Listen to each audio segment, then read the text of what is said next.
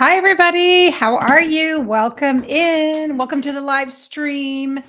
I'm so excited. Alyssa from LaRussa Mystic and I are going to be talking about her incredible new Oracle deck dedicated to Artemis. And if you're here in the chat, just feel free to say hello.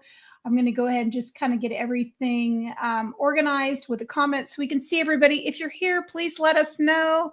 And I'm just going to make sure everything is well. We're so excited. I can't wait. I have the deck right in my hand, so I can't wait for everybody to see it and also for us to just get started in general. So I'm just going to just double check just to make sure I'm not missing anything. If you're here, please say hello.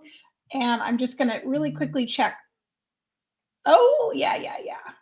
I love that. I'm so excited. Anyway, so what I want you guys to be thinking of is if you have any questions you would like to ask. And there are just, she has, Alyssa has so many interesting things that she can talk about.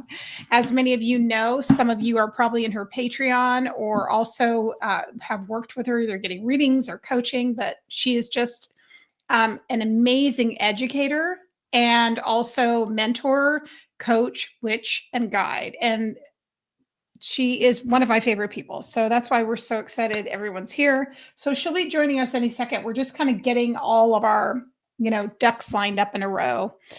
Now, the thing I wanted to mention to you guys, I'll do a little interesting pitch, what she's going to be talking more about her deck, of course, herself, but a couple things. The thing I love so much about it to start is it has a canvas bag, which I don't think I've ever seen anyone have a canvas bag. This is very eco-conscious, which is very Alyssa.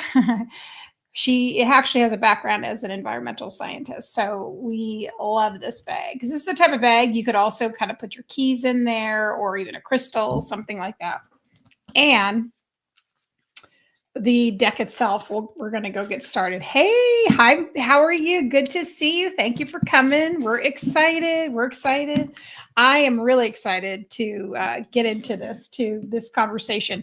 Alyssa, actually, I did coaching with Alyssa last year for 6 months.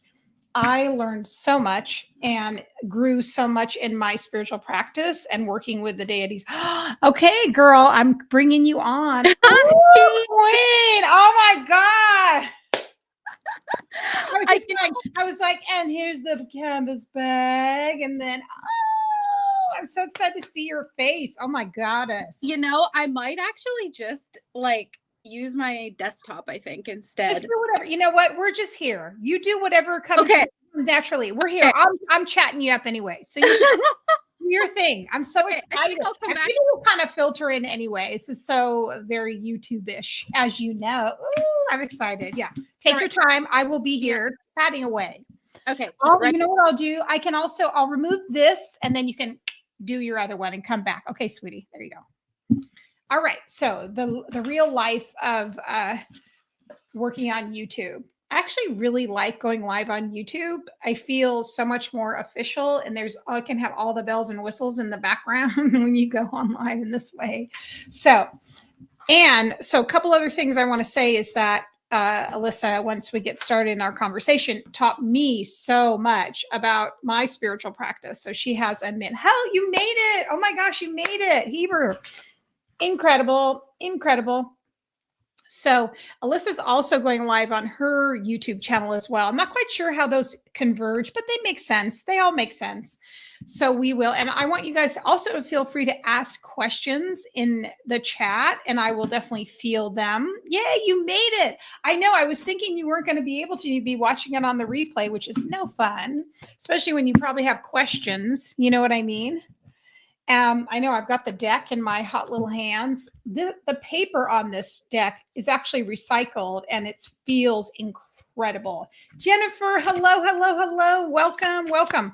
This is also being recorded and there'll be timestamps. So if anyone has to leave a little early, that's totally fine. The nice thing is that it everything will be, categorized and labeled. So it'll be fantastic. I'm excited. Also, in our Goddess Rising membership, which some of you, of course, are a part of. I love it. We are actually working this month with Artemis. So I'm excited. I just did a reading for our collective with her. And the deck itself also too is extremely educational when it comes to, because of the way she laid it out. And it's not, it's not what many decks are, which is like inspired or more affirmation based, things like that. It actually, she works with the Homeric hymns, which is all part of, and her epitaphs. I have to say, that is one of the hardest things to say, that word specifically. I'm not going to be able to say it. She'll say it for us. But anyway, they're basically like poems that are to the Hellenic gods and goddesses. And it's a mouthful to say it. Hi, Kizzy. How are you? Good to see ya. You made it. I'm so glad to see you guys here. How exciting. There's 8 people in the chat. And I'm sure that Alyssa has some of her folks in here too. She's just going to change out and go into her laptop so she has a little bit more of a better camera. And so we're going to get started momentarily. How's everybody doing? How's everybody feeling? I was just saying, I just pulled cards for Goddess Rising from her deck and had a nice read with it. So hello, Kai. Good to see you. Welcome in, everybody. We're just getting started. Alyssa's getting herself all set up on her computer. So we're going to get started momentarily. I was just going through her deck. It actually has a really nice slip to it. It's paper, and which I prefer having, like, I feel like I'm touching paper. I think you guys can relate. Kind of like, and a lot of the Moonology decks, as well as all of Rebecca Campbell's decks, they're all that nice paper, which I love. It feels so much more authentic, and it doesn't have like a lot of coating to it, which I like. Just enough to kind of give it a slip, but we'll have to have her dig into it and tell us all about it. And I was just saying to everybody too, if you didn't catch it, I love the bag. It's like so hardy and completely well stitched, well made, fantastic deck. Super excited about it. So I have a lot of questions that I want to ask her. The shuffle is really nice. It has, and it's also just the right size. So I have very average size hands, and they are perfect. And it's a nice size deck. It's not that, oh, here she is. Here's a queen. Oh, hi. Hello. Oh my God. I'm so sorry. My little label is on your head. Let me get that. Oh, I don't mind. Hang on, sis. Let me remove her. She doesn't need to be there, does she? Let me see if I can get her out of there.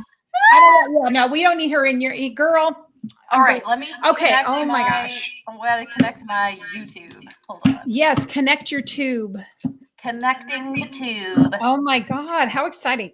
This is where it's at for going live stream, babes. I'm telling you, this is definitely where it's at. This is. I love it. I think it's. I knew you would. I knew you would love it. I knew. Let me get back into our comments. So, I know everyone's getting all excited about your cards. I've been chatting them up. I know. I literally waited. I know. I literally waited till today because I wanted to have that surprise thing. And I know I'm so excited. So here's what I was thinking. Not second, but as soon as you get started talking about, I'm going to minimize myself, and I'll be the one while you're talking, and I'll be like sliding through them. Amazing. Yeah. Oh, definitely. I just got to get my streaming thingamabob going. But your folks coming in.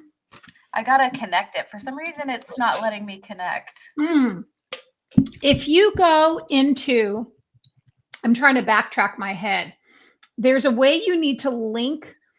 What does it say in there? I don't even know. There's probably a way that they can have you link it. I'm just trying to think of what step that would be when I'm in that position. Stream this to your audience, log in, sign up for free. I think I have to sign up. Oh yeah, take your time. I'll just talk amongst ourselves. I can see the chat, so I can chat with y'all while I'm doing this. Oh, good. Yay. Okay, awesome. I love that. So let's see. I know, because I don't want to distract you because I have so many questions that I want to ask. Oh my God, we're going to don't even worry about it, baby. We're getting into all of it. I'm so stoked. I swear. I love it. I know. love it. I've never I'm gone stoked. live on YouTube before. I know. I really like it. I've been enjoying it, and it's.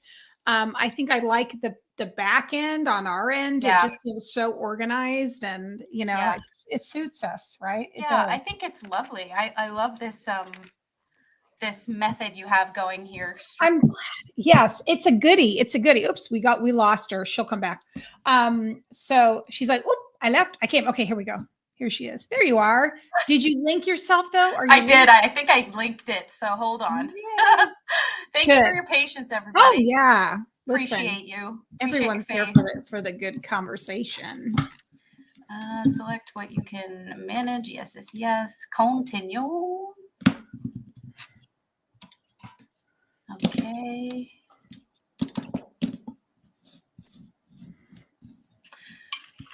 We'll figure this out. We got it. We will. We always do.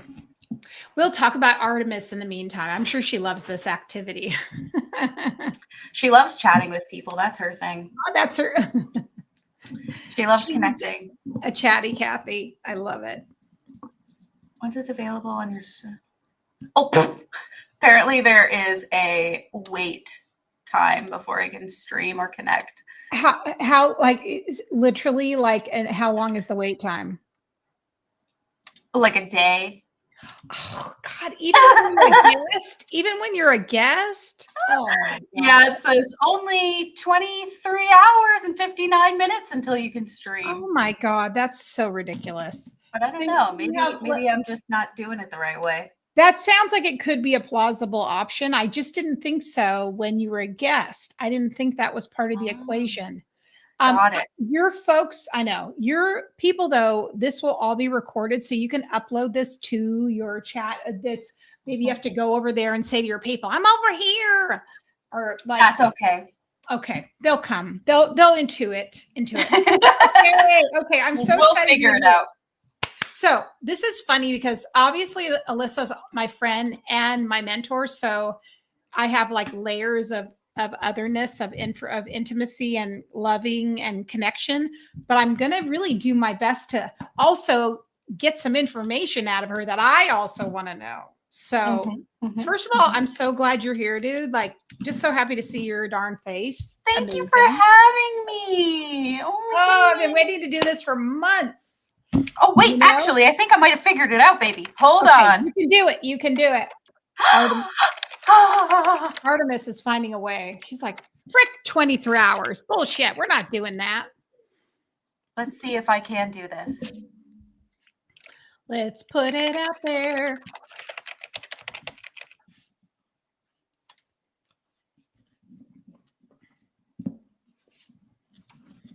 Did it work? I think it worked. Oh my gosh. Did it work? How am I supposed to know?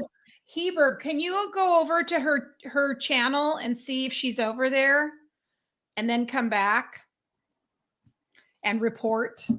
No, dude, I see you. I see you in the top right corner. You are on. You have the link. Welcome. Everybody's like, yay. You are live on YouTube. You made it. Yes. I'm live. Okay. I knew it. I was like, this is bullshit, man. I paid for this damn service.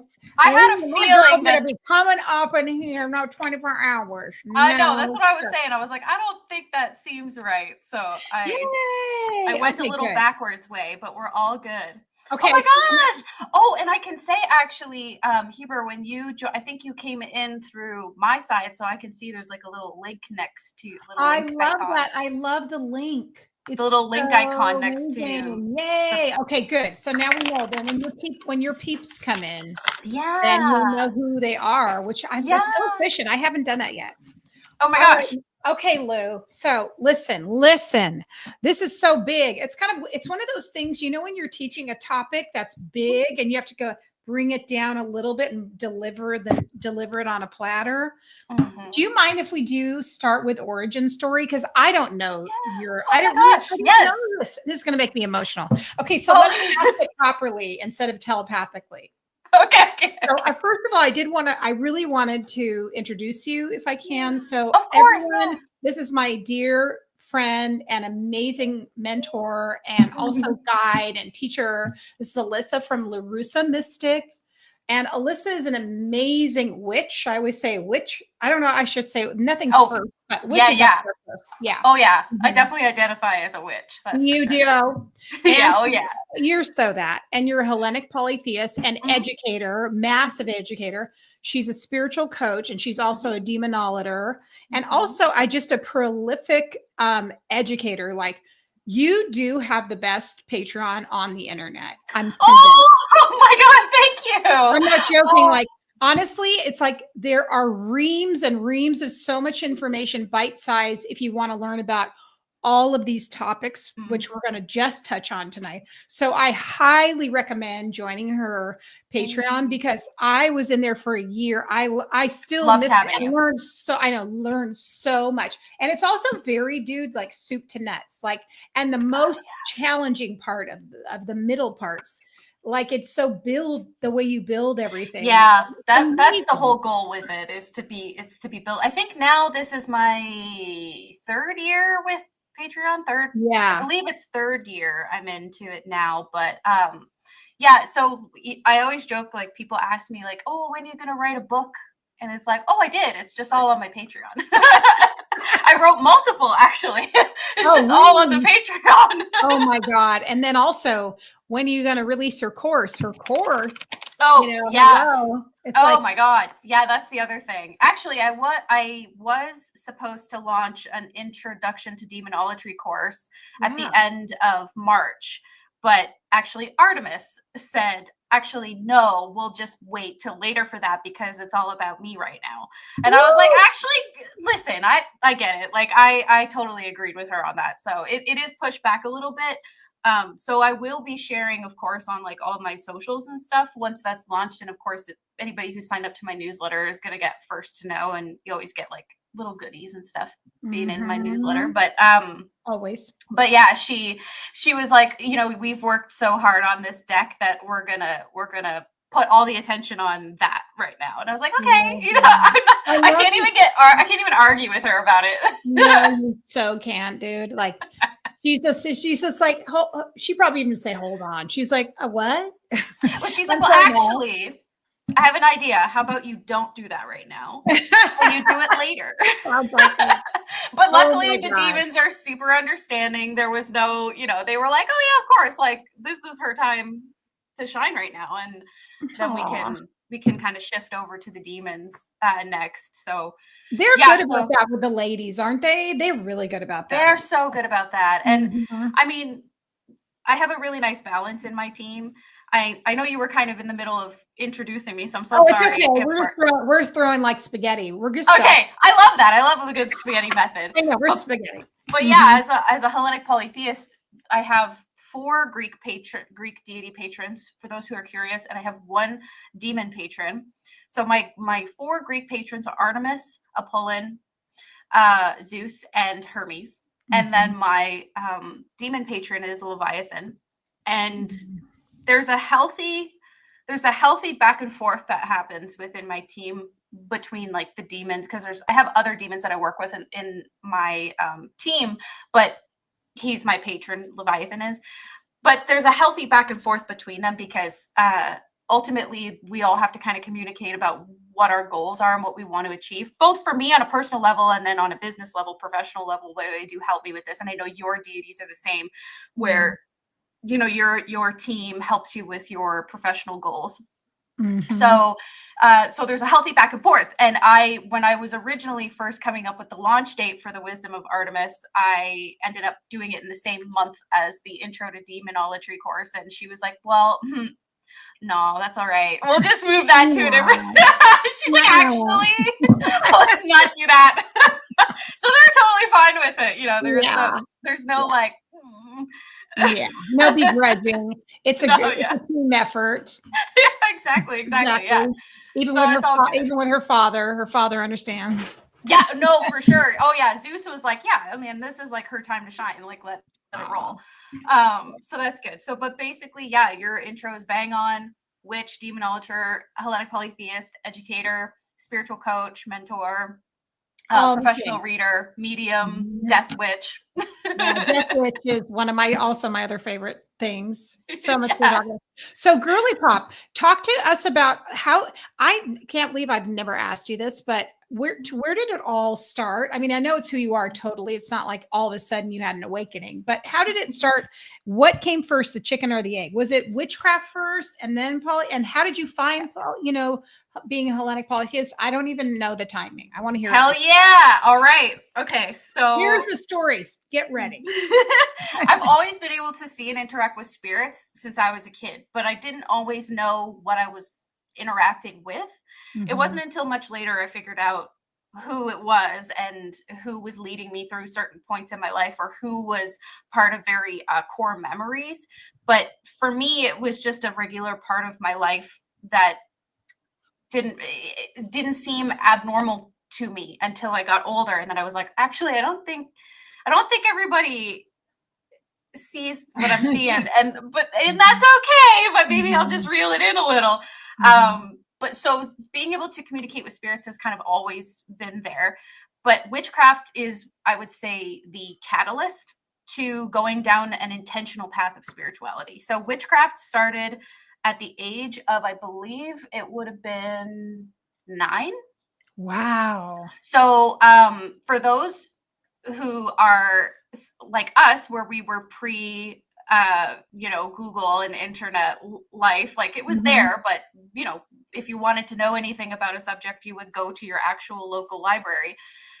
My best friend at the time, and who is still my best friend, my longest friend, we we were really into like Charmed and The Craft. Oh, I love it. And like Nancy from The Craft is my homegirl. I think she was my bi awakening too. But anyway, Yeah. I think she was actually. Yeah, exactly. When I think about it, I'm like, that tracks. But anyway, we were like, oh, there's like, this is something that we're really, really connected to. And I've always been a nature girly myself too.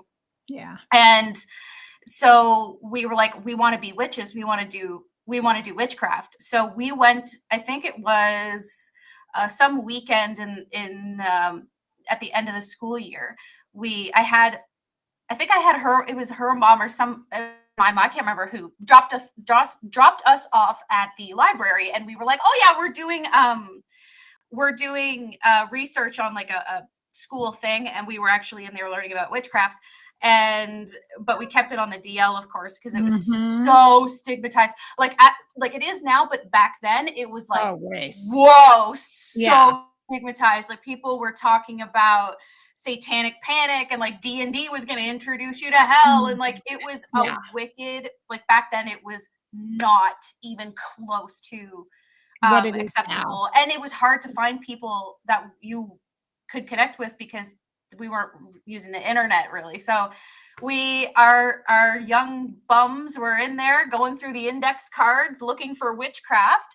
And of course, I've talked about this many times before in Patreon and on live streams before, where unfortunately at the time, most witchcraft books that were available were very Wicca heavy. Yeah.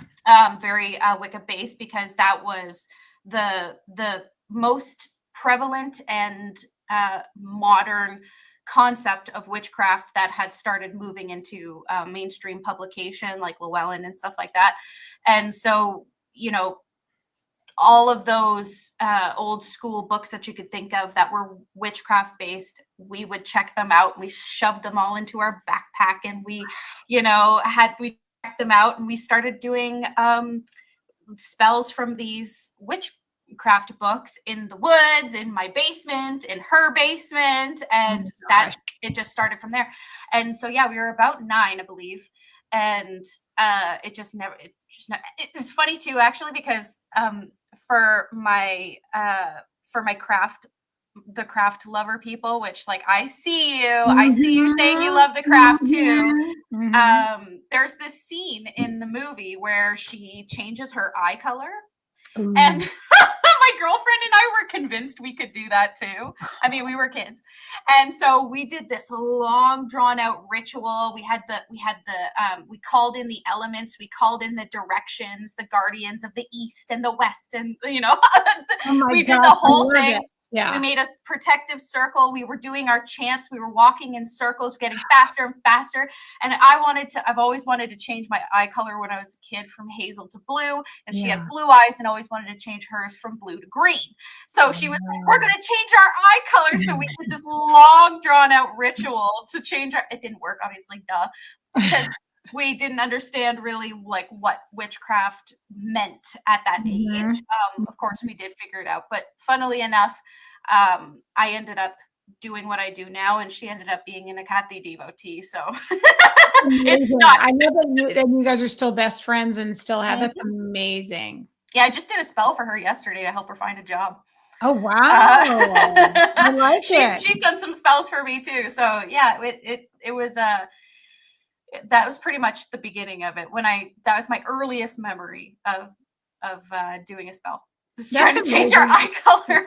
I know, right? I freaking love that so much. And I also love how you had a best friend the whole time and still did it, which is so unusual. Well, I mean, I did move a lot was the thing, because I grew up in a military family, so I'm an Army brat.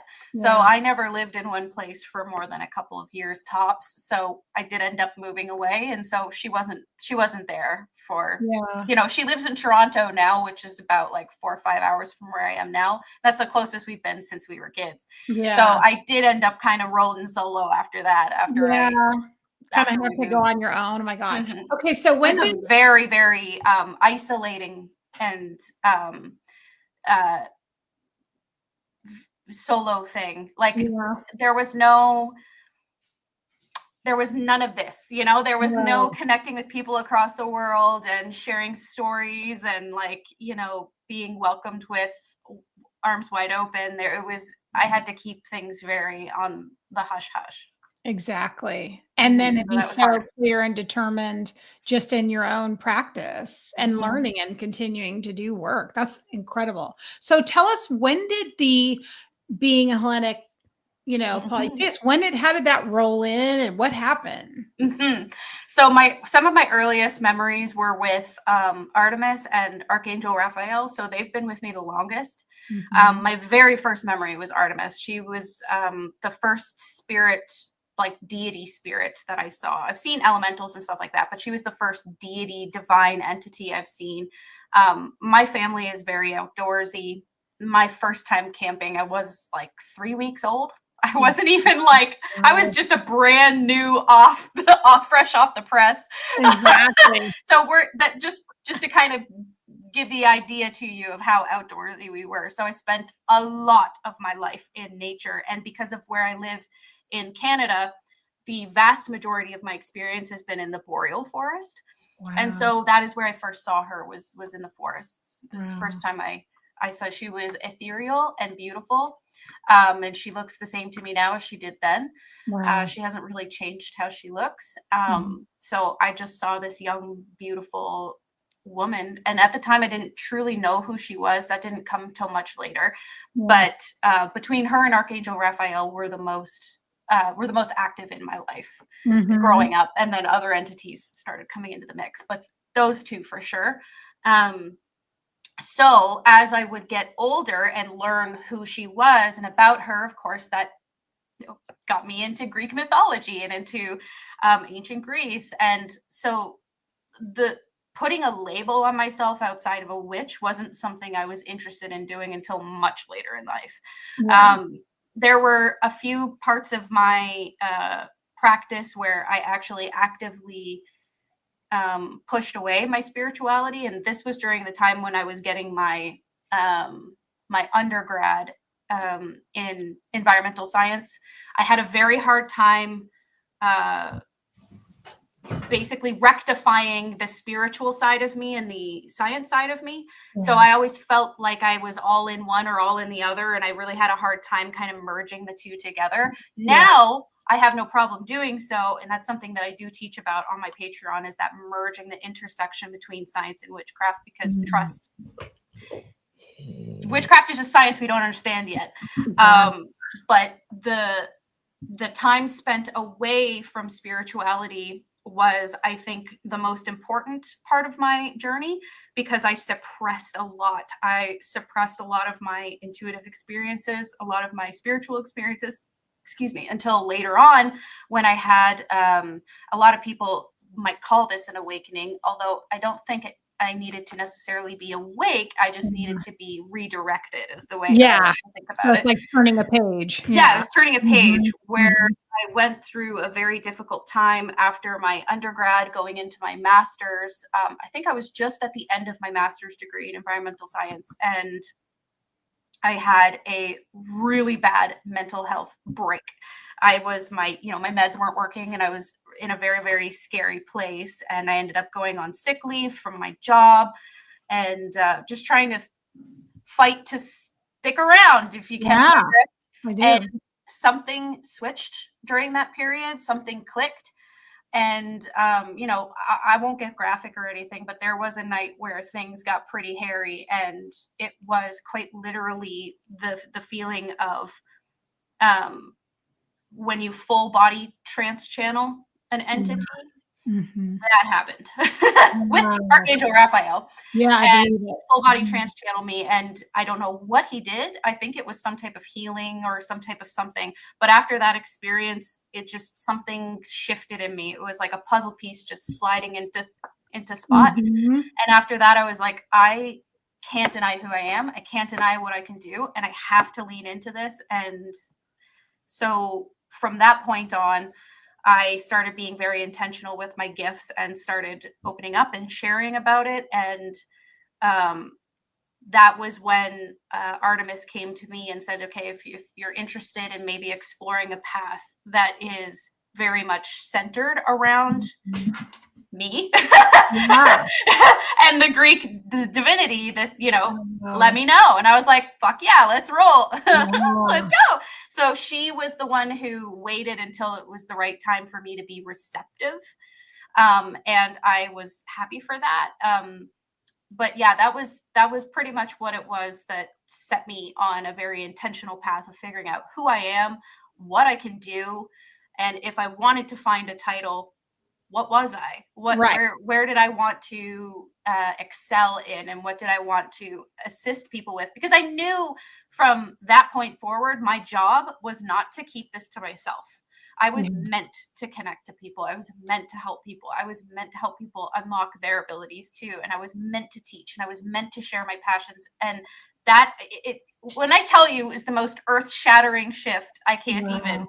It changed everything. So she basically opened it up to me, being like, if that's something you're interested in, then we can walk down that path. Now, along the way, I don't want it to seem like Hellenic Polytheism was the only thing I looked at. I looked at Hermeticism. I looked at Celtic paganism. I looked at all kinds of different paths, and Hellenic Polytheism was the one for me. It was the right fit. Is it also part of your ancestry, friend? I was going to say, I know we talked about that, but and we also, when you get a chance, we have a really great point. I think someone's asking you a question. Oh, okay. Yes. Yes. Go ahead. So Hellenic Polytheism was the right fit. I researched all these other paths, and while I love them all, that wasn't quite right. And I think many of us here who are seekers can understand what it feels like to go start on a path and it be not quite the right fit. And it's just 100%. Like, I can love this and respect this, but it's not for me. Right. So I think now, I think I'm 5 or 6 years officially a Hellenic Polytheist. Wow. I think I think around 5 years, or I'm not too sure on if it's 5 or 6. COVID really messed up my sense of time. Yeah. I think it's 5 or 6. Kind of blurred everything. Yeah. But I was obviously researching that path much longer than that. But that was when I fully leaned in, like, this is what I am, and this is what I love and believe in. And so, yeah, so that's basically how my path became more than just witchcraft and just sort of this general paganism, general mediumship, general spirit work. Yeah. Into something a little bit more, I would say, pinpointed. Oh, absolutely. Now, I think, can you see this one comment that the French phrase? And I'm going to close the door because one of the dogs got in. You know, we are dog people up in here. Yes, I have my 2 dogs are upstairs. All right. Hello, French fries. French fries. Off topic, I'm a minor and want to start worshiping the gods, but my mom is really Christian. Is there any way to worship the gods without having to have an altar and anything set up for them? Yes.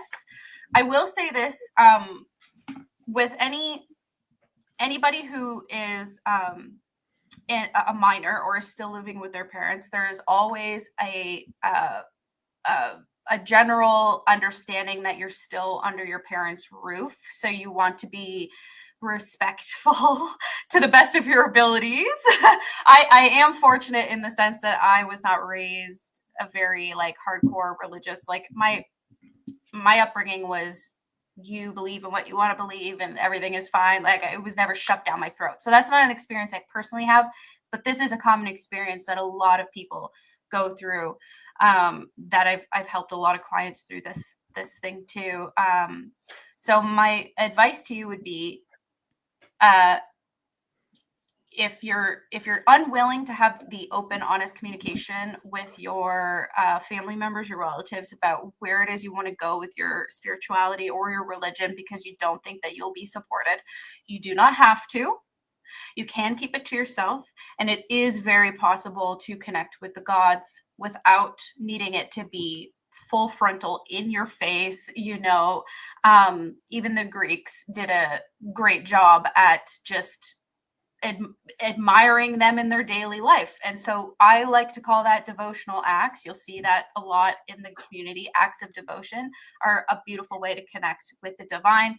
This is where you can wear jewelry that's dedicated to a god or goddess, wear clothing, do some kind of like skill, learn a skill in honor of an entity. As you're going through school, you could even research in honor of them. That's really great for Athena. You can basically just look into what the gods govern and tailor your acts of devotion to them without necessarily needing to have, like if anybody's seen my content, you'll see I've got like tons of altars for the Greeks. I can do that because I'm an adult. Yeah. But it's different when you're in a position where you're in your parents' house, and that might not be an option for you. So don't feel that that is what you need. That's not what you need. It's about true, meaningful connection that comes from the heart, that's sincere. That's what matters the most. And by the way, the gods are everywhere. They're everywhere. The gods are in everything, and they are always around. So you don't need to worry about, you know, that they're abandoning you or anything. If there is times where you can't connect with them, they're not going to be mad. So my recommendation would be acts of devotion to start.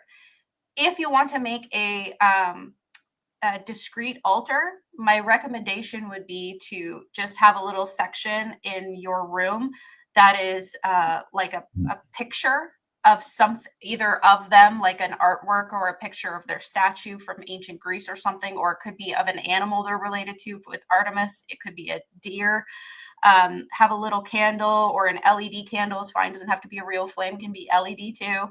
And that's pretty much an altar right there. That's a space dedicated to an entity for an entity, and it doesn't have to be any more complicated than that.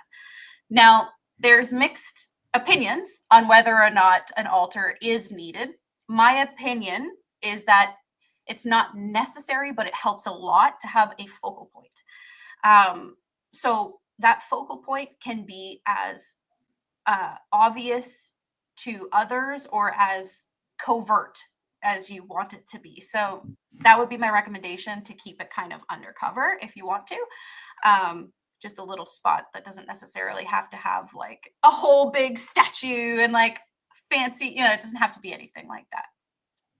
I was going to say, Alyssa, I love what some people do on Etsy. They take like so cute, like little tins.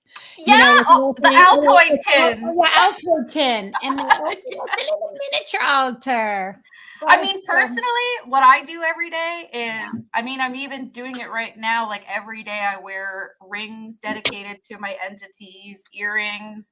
I'll choose certain clothing or I take care of my hair is in dedication to Aphrodite or Artemis or whatever. Like, you don't have to have a whole dedicated space that's super like in your face. It doesn't have to be like that.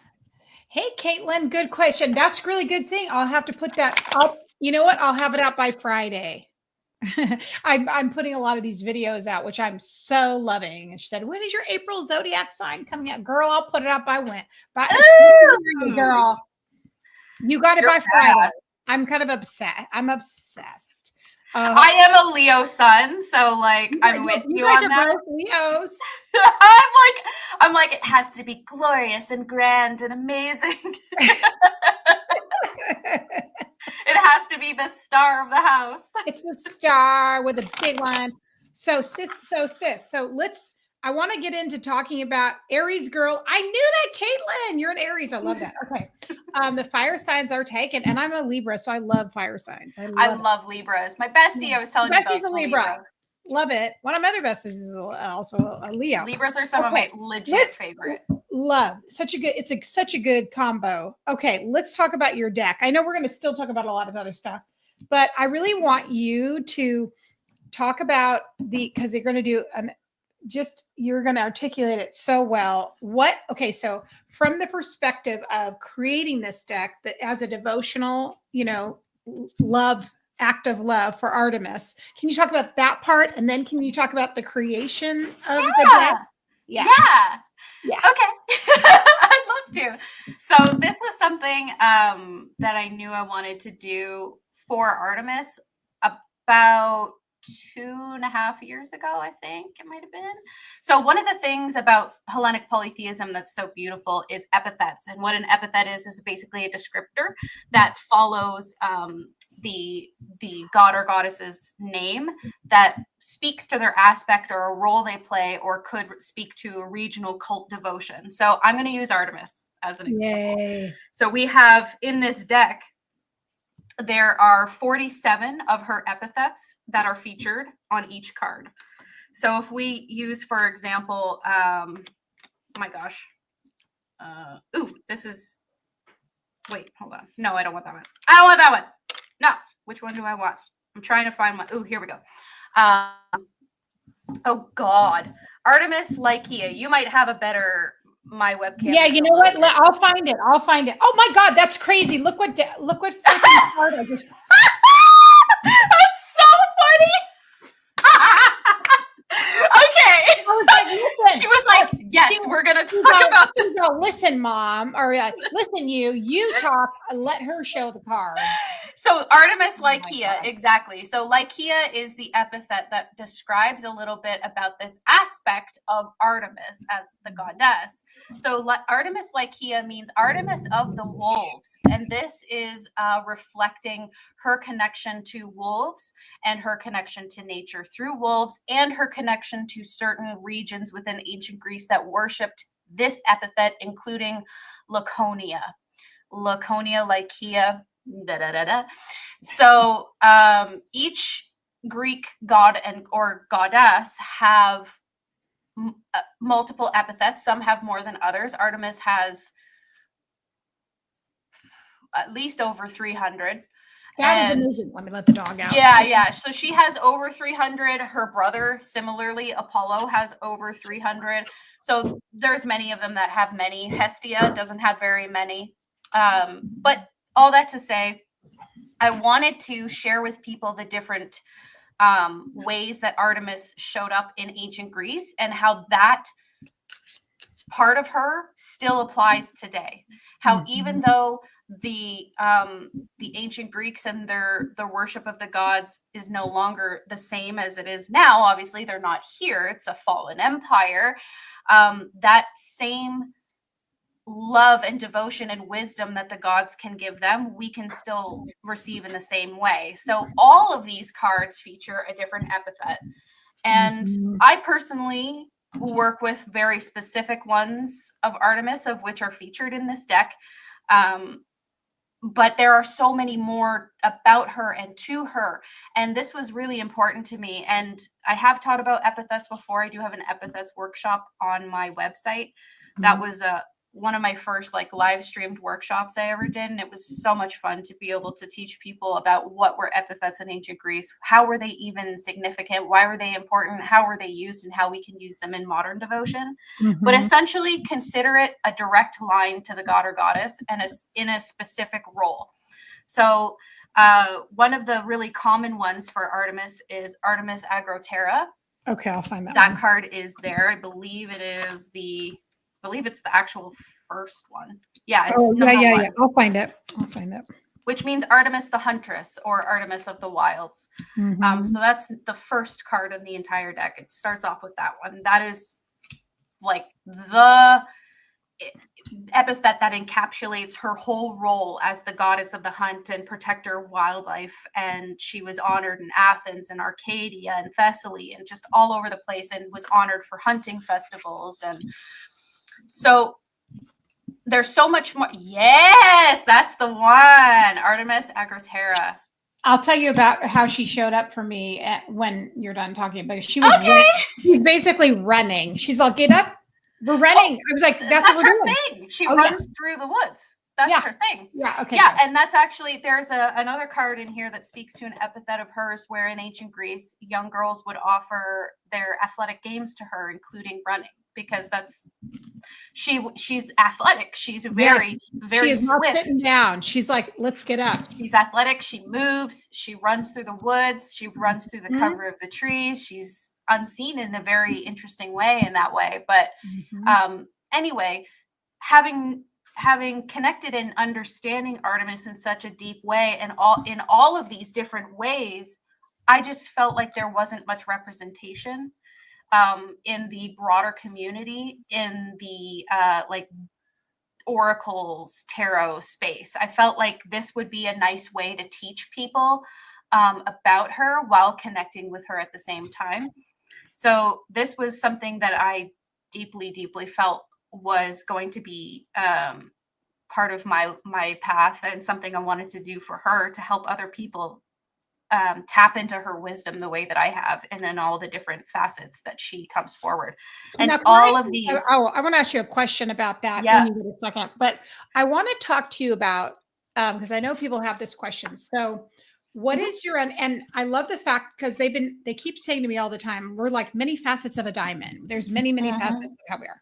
So what's your understanding of the creation of deities? And, I know that's a big, big ask for explaining, but how do they have their consciousness animated? This is a question, I love.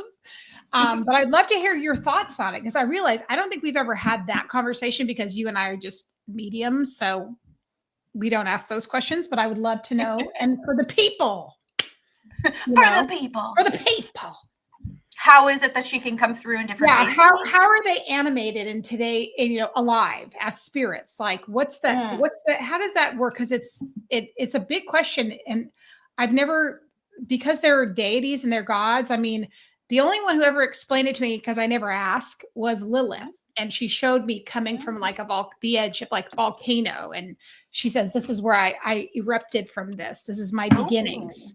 I think that's so bang on for like my perspective on it. So I'll try to keep this short, but why keep it short? I see divinity, whether it's Artemis or other gods or goddesses, as representations of the broader energies of nature and the cosmos. So this is nature within Earth and beyond. So it was, I know, at least in ancient Greek and for a lot of ancient civilizations, divinity represented grand forces that were hard to understand, but were so awe-inspiring. And that could be the sun rising and knowing that for sure the sun will set and that the moon will come forward. So that is a beautiful, incredible thing, and something they could rely on as a cyclical thing. So it has this divine essence to it because it's so grand and so integral to our survival. But then beyond that, we have the stars, and not knowing what they were for many, many millennium. And so they were represented by these broader energetic forces, but were still respected and part of life. And understanding astronomy and astrology, etc. So I think it goes back to our ability to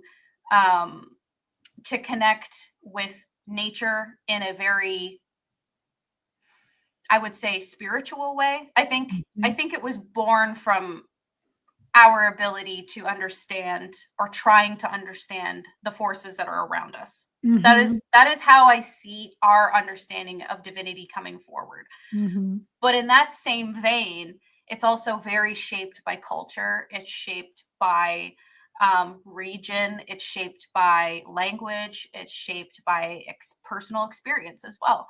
And so that is, from my knowledge of understanding how goddesses in particular have evolved over millenniums, starting with some of the oldest goddesses that we know about, it seems to be to better understand the forces that are at work that influence our daily lives. Water, earth, the sun, the moon, wind, snow, pregnancy, sex, like all the different things that impact our experience in life. Mm. And so that is, I believe, one of the ways that many people see animism as just these live forces of energies around them. So each mountain has a spirit, each stream has a spirit. Yeah. That's the way that the Greeks saw things. Yeah.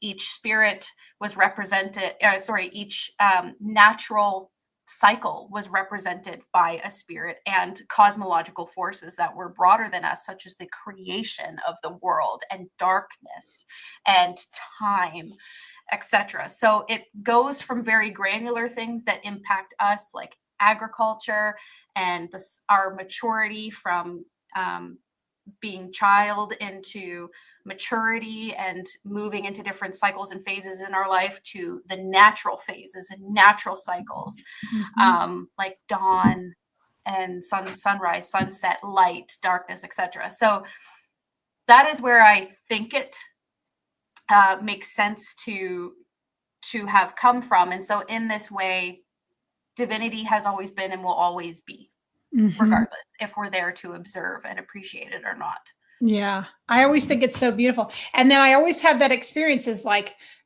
what came first? Because I think about, as subjectively, or even people who are not influenced by outer circumstances, like you weren't influenced by anything when you met Artemis. You were even, I just met her in the boreal forest. That's where I met her. Yeah, exactly. I think about all the nature spirits I've met. No one told me, oh, there's nature spirits. I just went and I was there in the wind, some wind from my hill up the road talked to me. So I love that. That's a beautiful explanation of it, isn't it? I mean, it's my best attempt. I think about the other thing I think that's so beautiful is when you can have, as an example, Artemis we're pulling the same damn card out of a I know. deck. I mean, I'm like, wait a sec. And everybody else is having a shared thing and they've not chatted about it. So I just think the consciousness is so, like, you can't really even harness. You can't even explain that completely because it's so beautiful and magical and, so that's a beautiful question. I mean, whether I had the ability to see spirit or not, Artemis is still there. And she represents wilderness, the wild energy in every animal you see. Like she is autonomy, she is freedom, she is independence, she's strong will, like she's all of these and more. And so epithets are one way to try to describe the various ways and roles in which she comes forward, but similarly with other epithets for other gods too. And then the other thing I just wanted to ask one more time is that, so you choose the ones that you are most in alignment with out of the epithets, right? That's what you're choosing for your practice. I didn't really get a choice. I got you. She came forward in certain ways on purpose for me, if that makes sense. I like it. I'm for it. The first aspect that she came forward with me was Agroterra. That's why she's number one. Okay. That was my which also makes sense so much to your nature. you know? That was the beginning, that was the start, was Egrotera, was meeting her in her domain, in the wild, in the wilderness, with wildlife. And that's one thing that I am so grateful for growing up in Canada, is all of our untouched landscape. Oh my God. It's one of the most beautiful things in my life, being able to just run around in the woods, and it's just, I love it. Like, I wouldn't change it for the world. So that was my first experience with her, was Egrotera. But I work closest with a few others of hers. In particular, let me find which one. Oh, yes. In particular, What's Artemis Phosphoros, which is Okay. Artemis the light bringer. Okay. Oh, yes, yes, yes. My cards are all obviously Also, I have so much to say about these cards. Oh my God. I mean, we'll talk about that next, because I'm just like, holy shit. The texture, the pictures, the way they feel. Oh, here it is. Number 9. Oh, what number is that, sis? By the Number way? 9. Thank you. Okay. I think I'm close. Which is also my birthday. So I did that on purpose. I love it. Of course. I have all these little sneaky, like, personal connections. Why not? Oh my gosh. But go ahead and yeah. So I see. God, that's beautiful. Yeah. Phosphoros, which is light bringer. Mm-hmm. So Phosphoros is an epithet that's shared with Akati and with Diana, Lucifera, and with Lucifer. I love it. Yeah. So that's the one that I work closest with. And also the other one, let me find it, is Artemis. It's one that's shared with her brother Apollo. And so that is his epithet that I work closest with as well. Oh. It is. So now tell us about when you're working with it. Can you explain to the people how you work with it in your practice? Definitely. I can do that. Okay. Where is it? Whoops.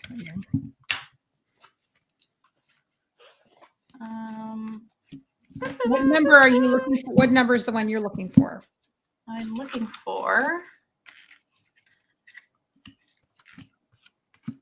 I am looking for 13, Victory. Okay. Artemis Daphnaea, Artemis of the Laurel Tree. Okay.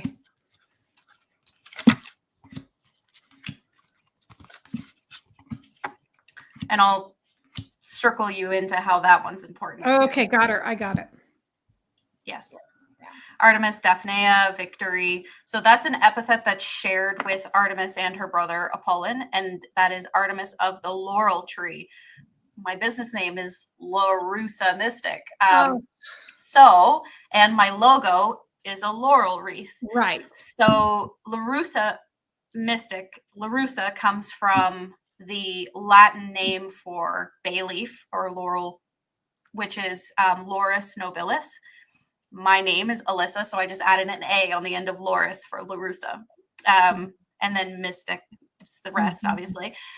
So the laurel wreath, as my logo and as part of my business name, is directly in connection to this epithet that is very central to my connection with Artemis and my connection with her brother too, because he's also a patron of mine. Yeah.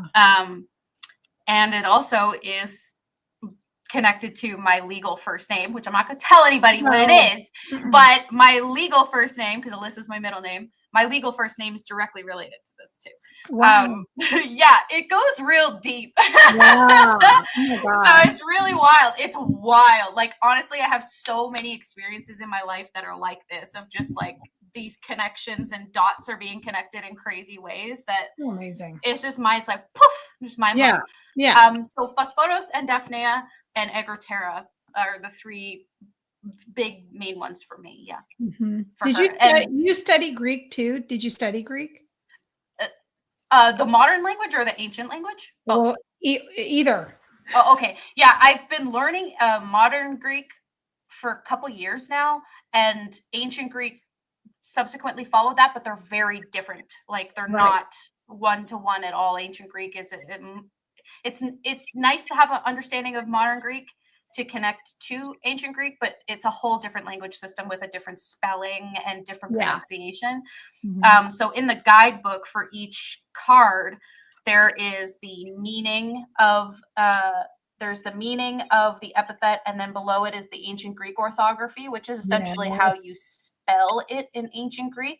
And then there's modern Greek pronunciation. So modern Greek is pronounced the way that these the spellings are pronounced, and the way that there are little inflections is different than how it would have been in ancient Greece. Ancient Greece sounded much different. Right. So it's hard. Ancient Greece is a hard language to learn. Sure. But yeah, I've been working on that for. When was it moved into being modern? When did God, it's such a long evolution. Such a long evolution. I mean, Greek is it's evolved in so many different ways, with so many different influences from like Latin and other different shifts and changes as Greek language continued to expand and as dialect would expand. And it's just learning about the history of languages is a wild experience. I just think it's absolutely fascinating. But modern Greek, I guess you could say, with, I guess, I don't know how that would be defined. 1,000 years ago. I don't know. 1,200? I don't know. I'm not entirely sure when they decided to consider it modern Greek, but yeah, I figured not like modern in the terms of not what. Yes. Yeah. Like you wouldn't waltz up to somebody in Greece speaking ancient Greek without them being like, "What are you doing?" Like you sound crazy. Historian. What are you? Yeah, you sound crazy. Are you trying to front? What are you trying to do? Oh my gosh. Okay, so let's think again. I was going to say, okay, can you talk to us about the conscientiousness and the production of the cards, please? Yeah. So the spiritual push to do this was for personal reasons and for Artemis, obviously. So for me personally, to share with the world about her and to help others connect to her and help other people understand her significance in ancient Greece and her significance that still exists today. But the creation aspect, what is so important to me, what is bar none one of the most important undercurrents of my life and everything I do, is sustainability and eco-consciousness. Maybe it's because I'm a tree hugging hippie that took environmental science in school. I don't know, but it's just, I think it's really, really important that we do the best we can. And so that is the same energy I wanted to bring towards the creation of this deck, was to have it made in the most sustainable way I could without it absolutely blowing my pocketbook. Yeah. So that's the hardest part. It's a fine line. It's a very fine line. Yeah. So I'm happy to say that it is FSC certified, which is the Forest. So this is the Forest Stewardship Council. This is a certification program that is integral to keeping supply chains green and coming from well-managed forest. And so that was something I really wanted to do. I did work for the Canadian equivalent of FSC, the Sustainable Forestry Initiative, for a few years before I popped over into the public service. But that's really what I wanted, because I knew all about like greening supply chains anyway. So I was like, I want to do that for my project. Like I used to approve people for theirs. Why can't I do it for mine? I'm going to do it for mine. Of course. So I wanted recycled cardstock. I wanted, low toxicity. That's where the algae ink. So the ink that is used in this is algae, vegetable based, and soy. Amazing. So there's not a single trace of like toxic inks. Like, you know how like sometimes when you get something that's printed overseas, you can smell it, and it's like, ugh. You just feel like that is not. They let that one under the radar. It doesn't have that like nasty off gassing of like just toxic ink. It's nothing like that.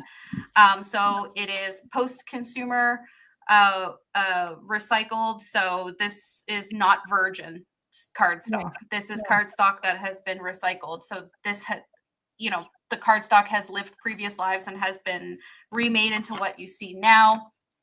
It is also biodegradable and compostable. You could recycle this if you want, if you never want it again, or you could bury it in your garden. Amazing. Choose one. You could do either or. Exactly. So I just wanted it to be safe, but also for the sustainable aspect is really, really important to me. And it being Artemis, of course, is the goddess of the hunt and of nature and the wilds. It only makes sense for that to be part of this, journey of devotion for her, and to hopefully inspire other people to care about that. And there are a couple epithets in here that speak to eco-conscious awareness as well in terms of the descriptor in the guidebook. So it is something that I like to employ in just my day-to-day life as best I can, but also wanted it to be a big part of this project, which she super appreciates, obviously. Absolutely. Oh my Yeah. gosh, it's so incredible. And well, I'm just so glad you stuck to your guns because, it touches my heart a lot. It means a lot. That just means a lot. I think and it represents not just because of it sounds popular and people think, isn't that cool? No, it's actually completely goes with your ethics. Oh, I know all about greenwashing, and this is not greenwashing. This is the real deal. Yeah. I'd love to know later. You have to tell me which one, because I've been looking. I was like, can't I get a card made that it feels like paper? Why do I have to have everything feels like rubber or plastic? I hate that. I just hate that anyway, even as a consumer. But then if I'm going to make a deck, which I'm thinking about, making for Hecate, I've been working on it for 18 months, and I'm like, but I don't want it on plastic. You know what I mean? So yeah, I know exactly what you mean. It took a lot of research. It took me about 1.5 years to find the right printer.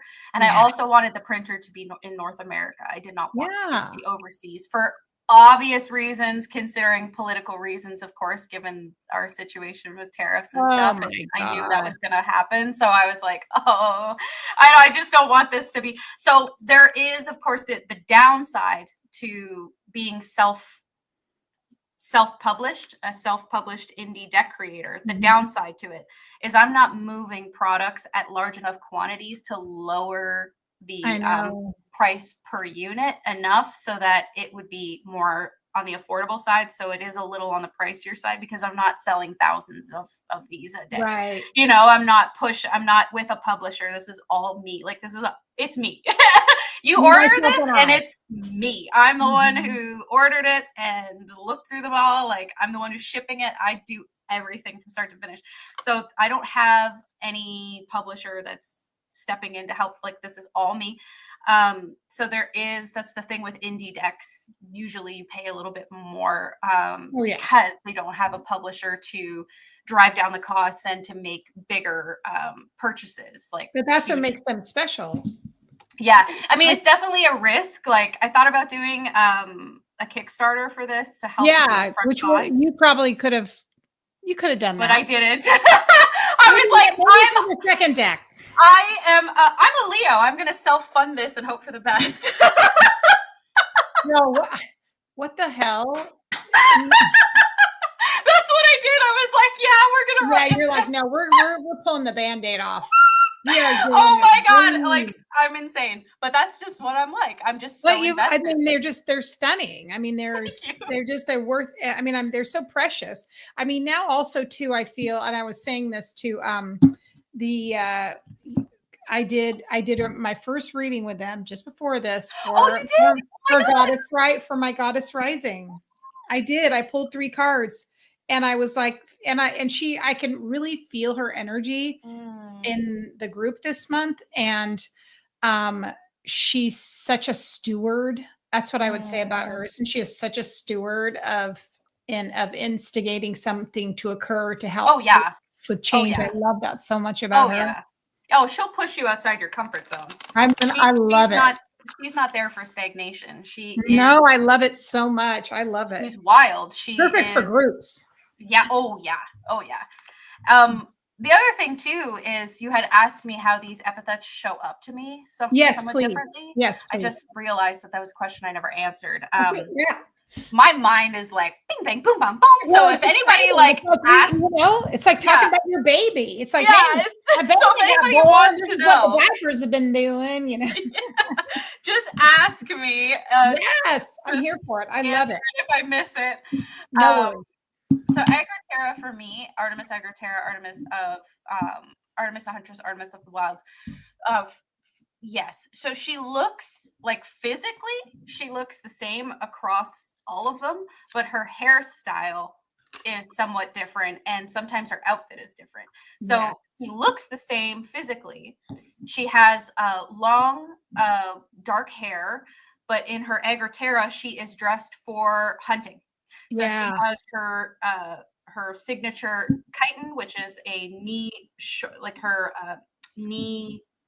length chitin, so it doesn't go down to the ground. It's knee length, so she can run through the woods without getting snagged on things.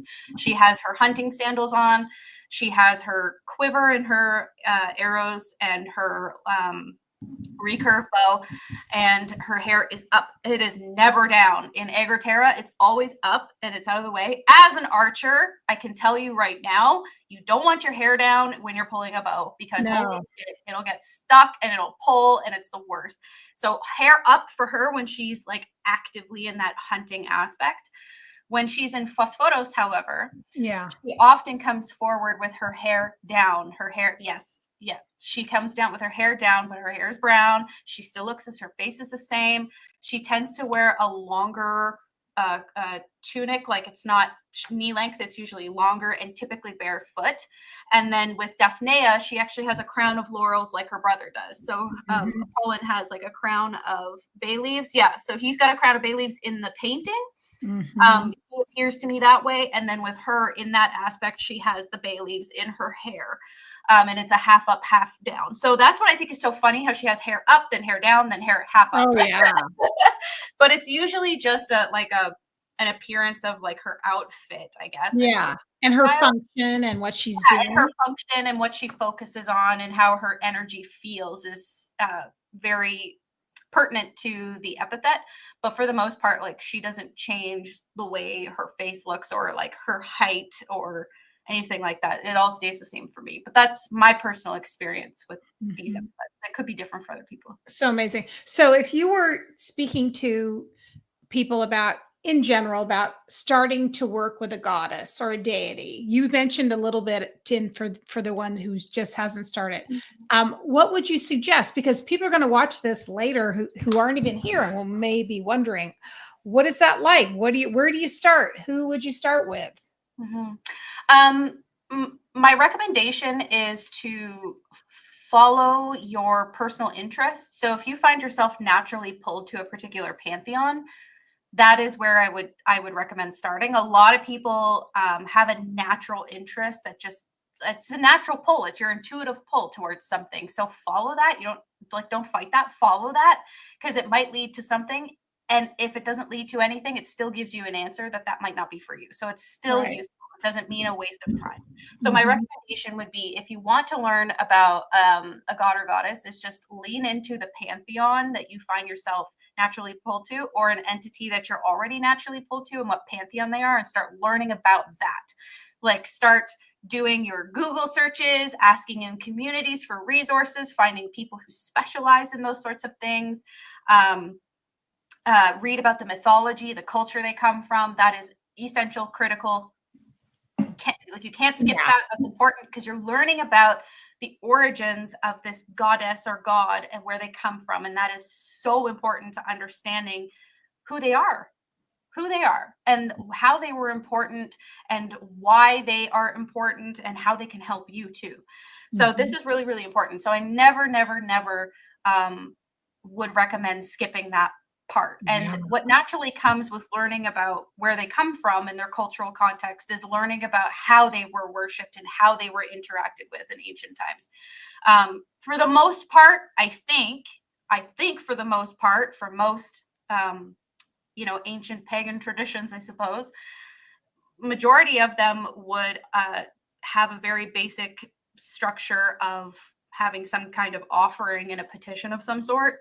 where you would offer something and ask for their divine favor or divine protection or divine healing. But I'm not an expert on all of, the other pagan traditions. Yeah. Hellenic Polytheism, ancient Greek religion is my zone. So at least in the Greek context, understanding how they were venerated and how they were integrated into socio-political climates is important, and how they formed their cultural identity and how they interacted with the divine. And that will at least give you some inspiration on how you want to weave them into your life too. So it's not that hard. A lot of people approach it as this difficult thing, but like I said at the beginning, the divine is everywhere. And once you actually start listening and paying attention, you'll see it. And it doesn't have to be much more difficult than that. But that would be my number one place to start, is just leaning into your natural inclinations, where you naturally drawn to. Like I said before at the beginning as well, I researched many different paths. I was interested, and then I realized real quick, that's not my path. That's not for me. Doesn't mean I don't love them. It's just not my path. And so not fighting my interests is what led me to where I am today. I love follow that. your intuition. It will guide you to where you're meant to go. So same idea with gods and goddesses. On the other hand, flip side, you can approach it a little bit more analytically than that, where you can look at your life and say, okay, A, what am I missing? B, what do I love about myself? And C, what do I want to achieve? And which gods or goddesses are best poised to assist you with this? So at least in ancient Greece, to give you another example, you would have patrons of a career and then patron deities of cities. So I'll take Athena as a perfect example. She is the patron goddess of Athens. That's where Athens got their name, is from Athena. So if you lived in Athens, Athena was your patron goddess. So she would be part of your worship, period, because of where you lived. But also, if you had any part to do with knowledge, wisdom, strategic planning, strategic warfare, Athena would be a natural patron of yours. So she would be who you would turn to for help along those career endeavors or those sorts of strategic choices that you would make. In a little bit more of an abstract way, today, we can apply that same application that she had in ancient Greece into our modern selves and be like, okay, so I'm taking a course in something, or I'm in school. Athena is your perfect patron for this. So she would be a wonderful one to learn about and connect with, to help you with studying and learning a new skill, learning language, learning about strategically placing yourself in the job space, etc.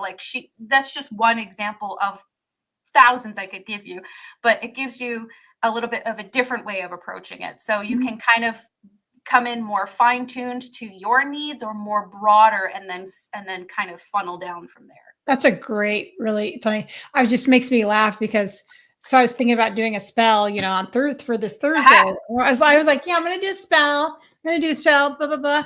And I was like, who can what change? And I heard Hecate say, why don't you have me help you with a spell? Sometimes the answer is right in front of you. Honestly. I was like, oh, snap. I was like, oh, really, let me help you do the spell. Yes, exactly. That's a perfect role for her. Exactly. I mean, she is, of course, the perfect overseer of witchcraft and necromancy for various reasons. Classic example of that. So it really just depends on what approach you want to take. For most people, it seems that maybe a mixture of the both sort of perspectives will get them to where they need to go. But also, if you just find yourself naturally drawn to a god or goddess, whether it's just seeing their name or just seeing a photo of them or hearing about their mythology and connecting in that way, then follow that. Just follow it. You'll never know where it'll lead you. I love that. Such good advice. Yes, we've had a lot of fun in Goddess Rising. We had a really good time with Bridget. We had a great time with Bridget. She was lovely. Bridget! Yes, Bridget is her. Bridget's your girl. I love Bridget. She's so awesome. She was awesome because she was the Kickstarter. Oh, of course she was. Of course she was. It was incredible. I just loved it. So it's just been really fun doing all the education and so we've been having a great time. All right. So what else are we going to ask? Because I feel like I have a whole list of questions. Let me find my question. Hold Does on. anybody have any questions in the chat? Yes, please. Does anyone have any questions? Oh, beautiful. Medusa's amazing. She's Oh, so I love Medusa. She's so protective. I love her. oh.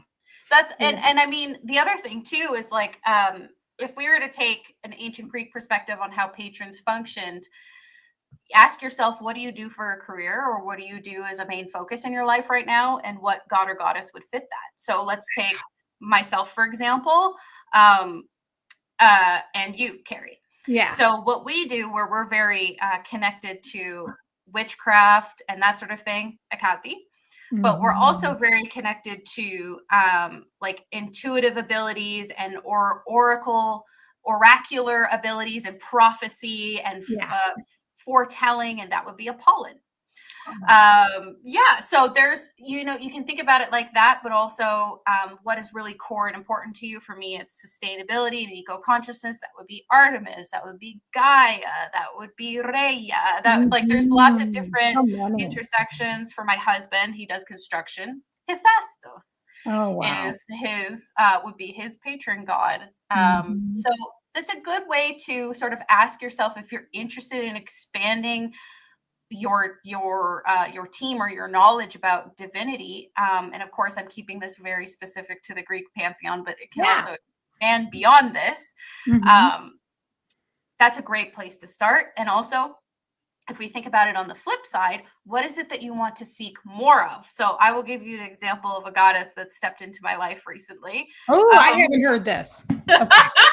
So this is a perfect example of something that you might be working on, or something you might be missing or disconnected with, where a god or goddess can step in to help you.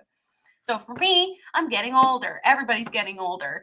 But I've been having a hard time reconciling with aging in terms of what I'm incapable of doing now that I used to be able to do in my 20s. Okay. So I'm having a hard time letting go of, you know, the old me could run around in the woods for 13 hours and then go to sleep and then pop right back out and do it. I don't have that stamina anymore. You know, as you get older, there's different health things that pop up. So I've been having a hard time reconciling with the aging process, is how I'll put it. So the Greek goddess Hebe, Hebe, she's the Greek goddess of youth, and she is the pourer of ambrosia for the gods. She stepped forward for me, actually. It was in a Patreon reading. So it was in the Patreon is where this happened, where I was doing an example of a deity connection spread, and I was like, I'll just do this as an example. And the whole thing was, I filmed it all, and she came forward and ended up being like a legit reading for me, and I was like, oh geez. So she's like, and this was a little hello. Yeah, she's like, oh, you opened the door, I'm walking in. I love that. Yeah, she's been helping me connect with, like, what does it mean to be youthful, and does youthful only, is it skin deep, or is it deeper than that, and just everything to do with aging, the process, and moving into a different phase of my life, because obviously I'm certainly not as fit and fiddle as I used to be when I was in my 20s. But anyway, that's a good example of that natural pull towards something that you might be struggling with, that an entity can help guide you through, can help walk you through. So that's another way to think of it. But again, I'm sticking with Greek here. And I mean, I worship Bridget. So many rich examples there, though. So many rich examples. Amazing. Yeah. I do love, actually, too, about the nuances of, I love learning about the nuances of each. It's just fascinating to me. I didn't actually know that about Apollo, and that's so interesting, because lately who they are, who knows who's there, because I haven't checked in to see who it is. Yeah. But maybe I'll have to talk to him. But they want me to start really channeling, and they're having me call myself an oracle. Yeah, I mean, if with him, the most famous oracle is the Pythian oracle, the Oracle Pythia from Apollo Delphi, the Delphi temple. And so his connection to that is through prophecy and oracleship. And then Hermes is the overseer of divination. So I mean, the thing that I tried to get across in this deck and tried to get across in everything that I teach when it comes to Hellenic polytheism, but just the gods in general, is they are rarely boxed into a set definition. Yeah. Many gods and goddesses are dual natured, where they represent interesting opposite sides of the same thing. So like in the case of Artemis, in the little introduction area, I'll read this so that y'all can get a good sense of how dual natured she is. So just bear with me for a second. No, we love it. So in the guidebook, in the introduction, it says here, Artemis has been one of the most revered Olympian deities, honored as the goddess of the hunt, wilderness, and civilization, protector and destroyer, maiden and midwife. She moves seamlessly between light and shadow, holding both life and death in her hands as she governs wild animals, childbirth, archery, sudden death, disease, and healing. And so she is, through the ages, Artemis has remained a goddess of dualities, not merely crossing or existing between boundaries, but ruling the thresholds where they converge. Yeah. She stands where wilderness meets civilization, where instinct shapes order, where youth transforms into adulthood. In these in-between spaces, she governs the balance between savagery and civility, ferocity and mercy, upholding the delicate harmony of protector and destroyer, hunter and guardian, taker of life and nurturer.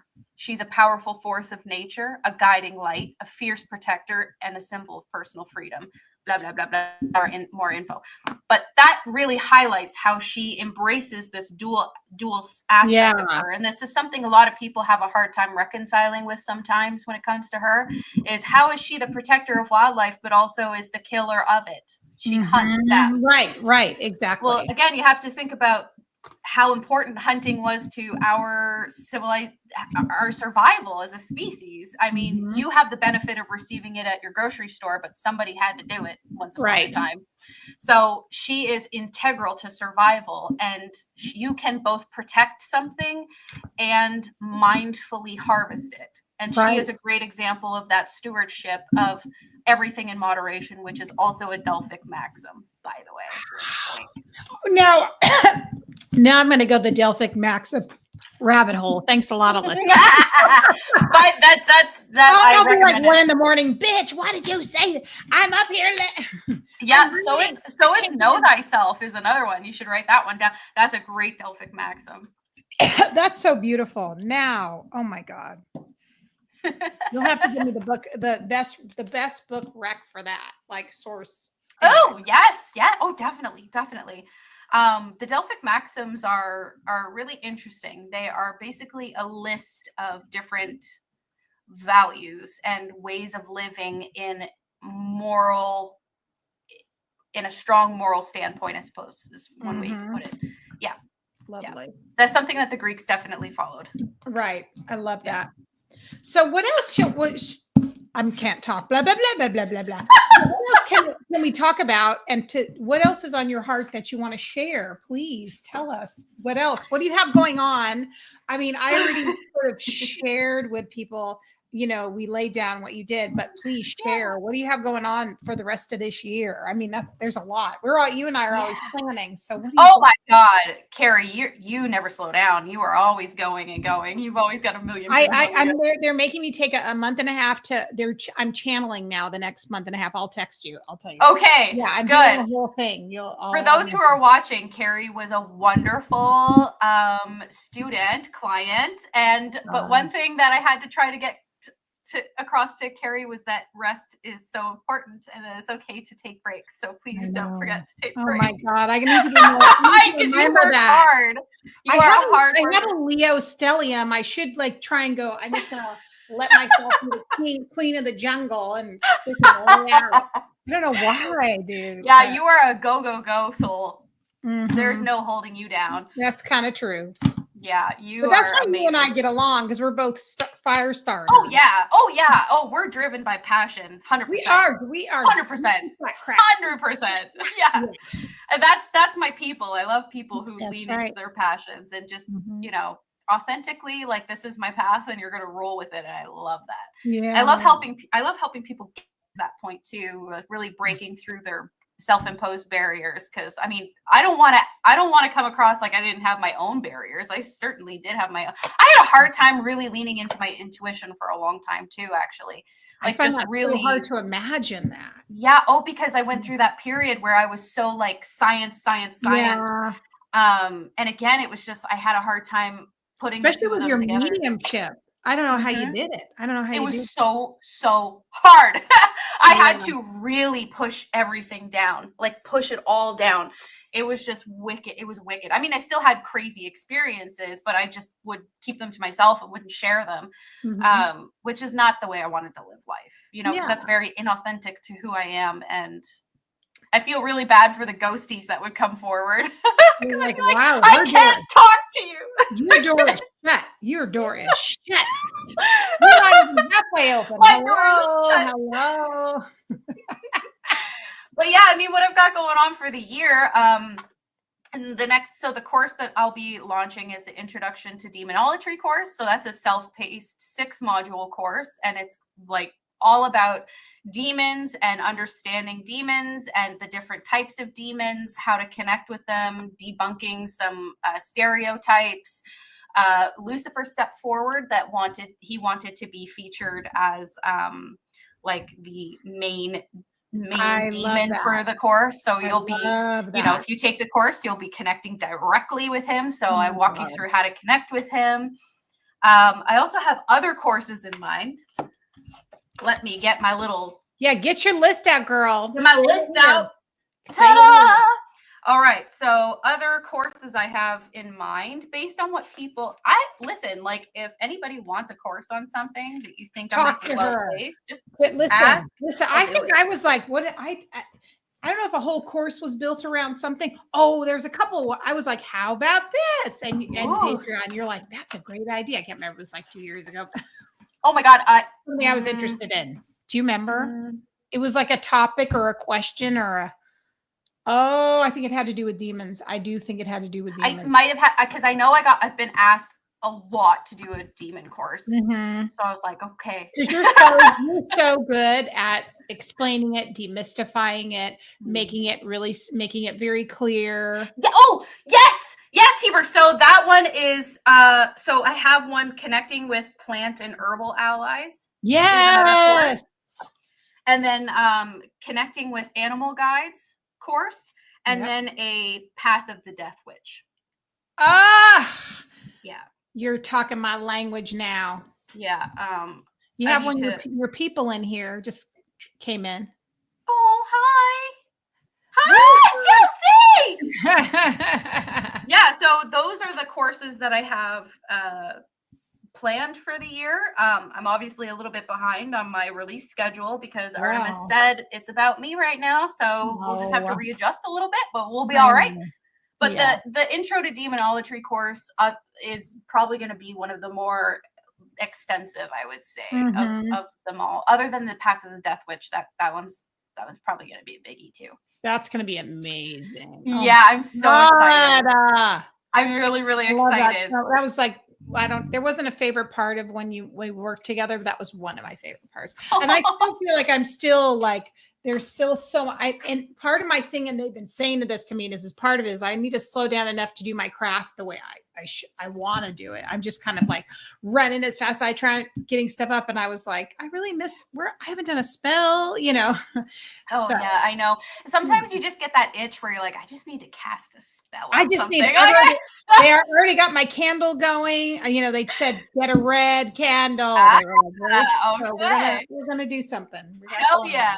Yeah, I mean, other than that, I'm also teaching all the tarot cards in my Patreon right now. Oh, I love that you're doing that. I just wrapped up the major arcana, actually. So we're starting with the court cards. Yeah. So beautiful. And your people, you've been practicing, you've been having them do readings and stuff too. So yeah.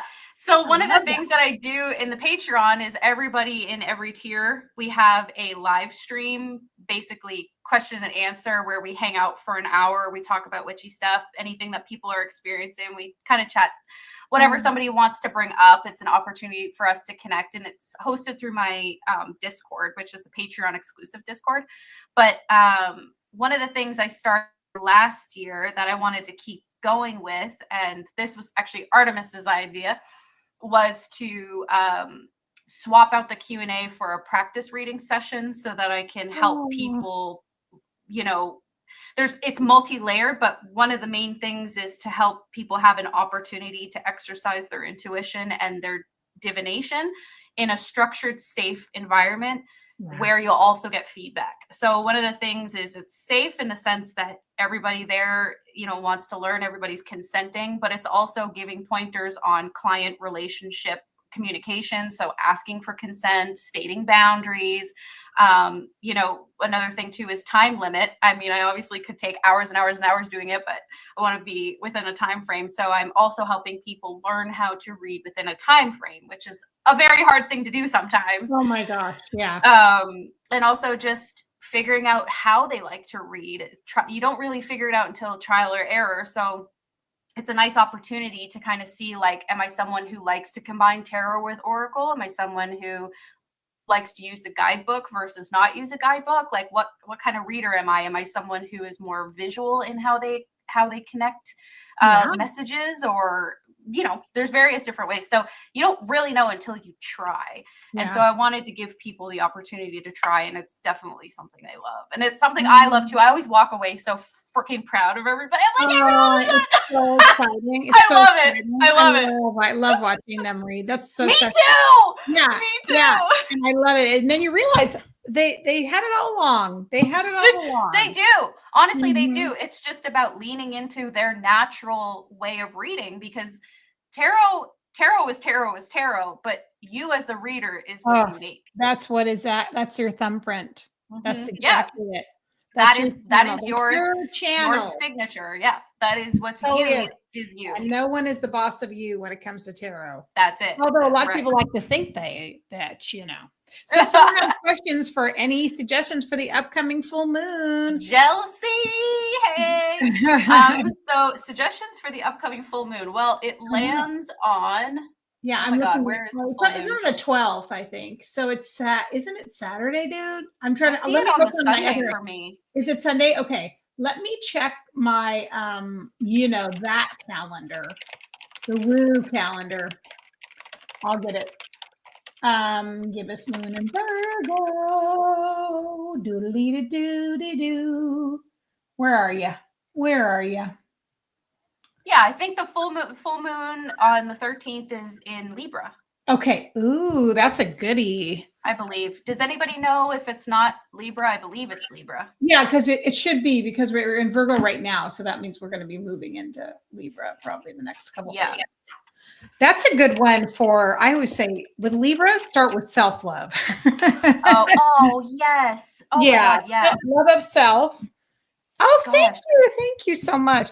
Yeah, self-discovery, harmony in relationships with other people, personal development, and basically looking into what's been buried or overshadowed is a really great opportunity for the full moon to illuminate those aspects when you're in a Libra. But you can also connect with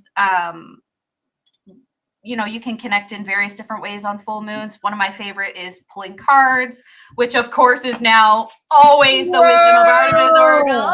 So exciting. So exciting. Oh my God. Meditation, full moon baths.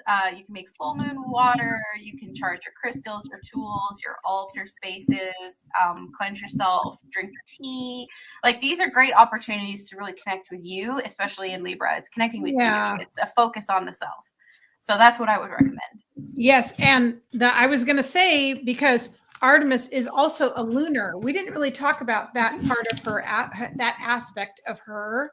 Can you speak a little bit about that too with her? Hell yeah.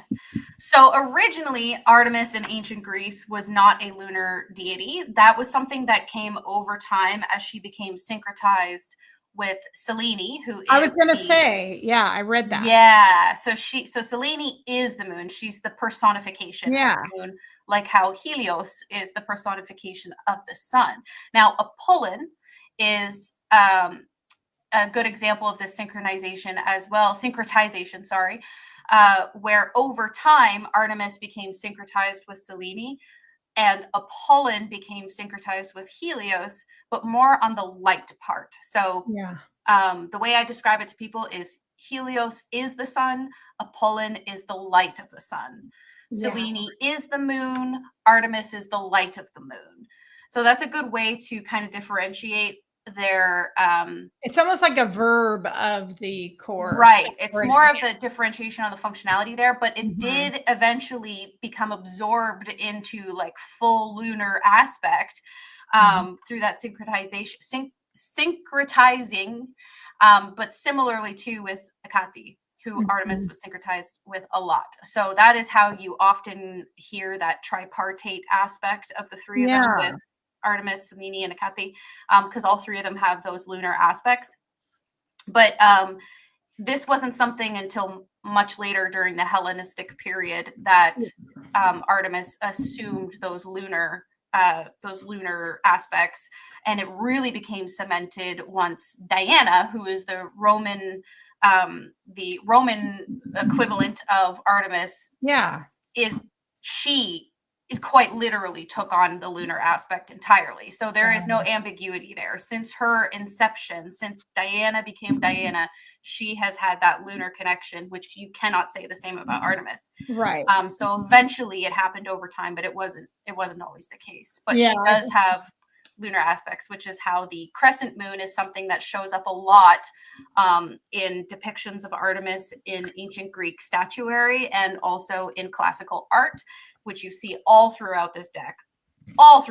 Yeah. But also similarly, you will see the same crescent moon symbology on Selene and on Hecate. So that is how you can kind of interesting. I just love it. So amazing. Yeah. So that came over time.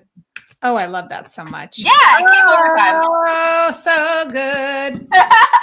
I feel like now this part of all that, like syncretization and all these aspects, for me, it's just like, it's after 3 years now, it's clicking. It's like everything's clicking. Yeah. Oh yeah, absolutely. And I mean, I think that that's probably one of the more interesting things about, and it is something that is talked about in this. Like, I do talk about Diana in here. I do talk about Hecate and her syncretizing with her and other epithets of Artemis that have that. It's a syncretizing with other goddesses, like Artemis Eleithia, for example. Artemis of childbirth. Eleithia is quite literally her own separate goddess, but she was also syncretized because Artemis is the one who helps with delivering children, whereas Eleithia is the labor. Like, she quite literally is childbirth and labor, but Artemis's role is to help with the delivering of it as a midwife, not quite literally in its labor aspect. So it's quite interesting how that happens over time, how a lot of them kind of share and overlap roles, and all of them have interesting overlaps. It's very interesting. Absolutely. Carrie, can you tell me about you? Do you work with any deity? What's the 411? What's the 411? What's your dealio? Yes, I do too. Yes, I do. I love that. 411. Yes, I work with a lot of spirits. And I started working with goddesses primarily 2019. That's how it started for me. So I started working with what I call the Rose Council. And so for me, it started with Mary Magdalene and with Mother Mary, Kuan Yin, and I would say probably Kali Ma and some Kemetic Isis, because hello. So it started there for me. And then all of a sudden I started working with Lucifer approached me, and that's probably around the time when I went and saw Bella. Then I was like, okay, now I really need to know everything. So I do now. I say honestly, except for King Belial and then Lucifer, I primarily work with goddesses, and I think that's because of right now what I'm doing. I have a membership that's goddess based, but I feel like it's really, I feel like I'm sort of the introduction to like, you choose who are you liking. And I love now every month we have a new one. So I get to study each one even more in depth. Oh, that's awesome. But then connect. And I love the way they come in and the structure of it. And I think I learned all that structure from you of like how to do it, what to do, like research, but then I'm putting it in a format that people can, a good intro. Yeah. And so, Big Papa. Yes, I do love Big Papa L. I love him so much. I mean, I feel he's the best. I've got his plant up here and I'm always thinking, I love you. I know we're not talking a lot. I feel, he's like, don't worry about it. King Belial too. Oh yeah. Actually, I'll have to, my friend Keisha said to me, I had something going on. I'll tell you about it offline. But anyway, somebody throwing something at me. You know how that goes unknowingly. God. You know how it goes. So I called my friend Keisha, who's also a practitioner. I said, what is going on? She said, and then told me the thing. I'll tell you later. But then she said, King Belial's stepping in to help with this one. I was like, okay, so he's like, speaking of devotional jewelry, that's my piece for King Belial. That's one of my favorite pieces you wear. I love it. I love it so much. I know I love it. It's so badass. And I Chelsea, Carrie is the best. You must follow Carrie. This is his candle, So and then, oh my God, the other, I don't want to, so I got my little scrying. I got to talk to you. I'll have to talk to you about like, oh my God, yes. I want to know all I want to go a little deeper and I may have to have a session with you. Yeah, no, Carrie has a beautiful abundance of experience with archangels as well. Oh my God. And then today I have to tell you, we have so much to talk about. Oh my God, dude. Just today I channeled a whole other thing, another half of my program today. Oh, whoa. Okay. Breakthrough. I got so much to tell you.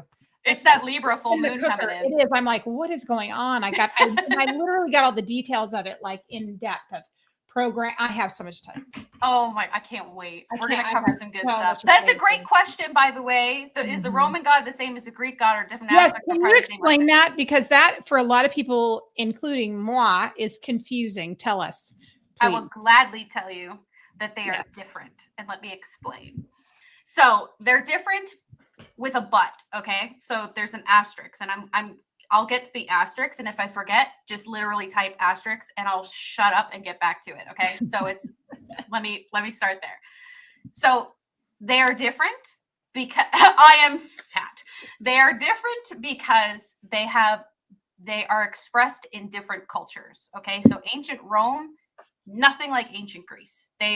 Nothing like ancient Greece. A lot of similarities in certain ways that were a cause of adoption from the Romans from ancient Greece, but they are entirely different civilizations with different kinds of prevailing morals and ethics, views on patriarchy and views on divinity. Even how they worshipped was different, and they had very distinct cult centers that were unique to each culture. So there are cult centers that were unique only to ancient Greece and similarly to only ancient Rome.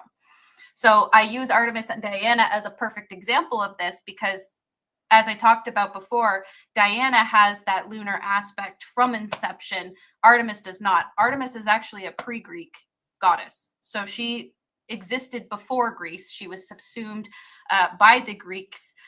So she has a much older beginning, I suppose you could say. Diana, it's clear her beginning was at the beginning of the Roman, the formation of the Roman culture, of the Roman world, of that empire. And as a result, there are aspects of Diana that exist specifically as Diana that cannot be transferred over to Artemis and vice versa. Okay, so there is similarities, but they are distinctly different due to cultural context and also time period. So obviously there were there were centuries of specific goddess worship with Artemis in certain contexts that doesn't exist many centuries later, because, if we look at an example of today, the way we worship today is nothing like how we would have worshipped 200 years ago, because we didn't have the internet. We didn't have it. So it's a very different world, right? Sometimes it's hard for us to consider that even ancient Egypt, for example, we're studying ancient Egypt. Like there were big time frames, okay?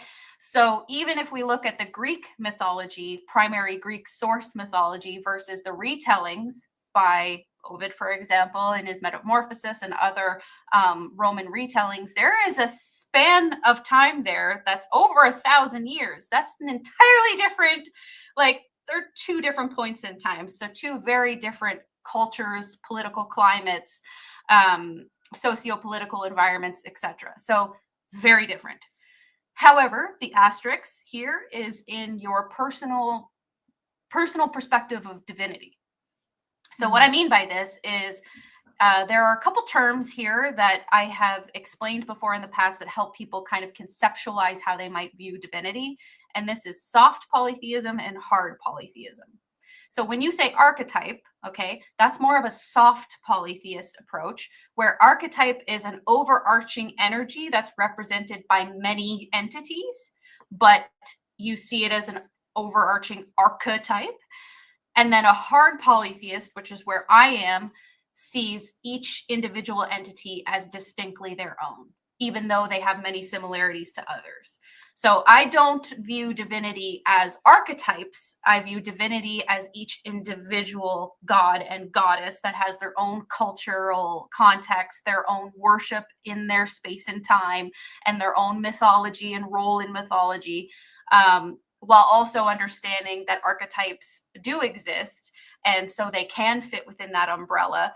So there are times where you can kind of move between both, but it just depends on how you view divinity. If you wish to connect to divinity in an archetypal way, or in an individual god and goddess way, or in a syncretized way too, because you can syncretize Artemis and Diana, though that isn't the approach I personally take. You could if you wanted to, but there is nuance in there of those specific cultural contexts that you can't necessarily cross over back and forth.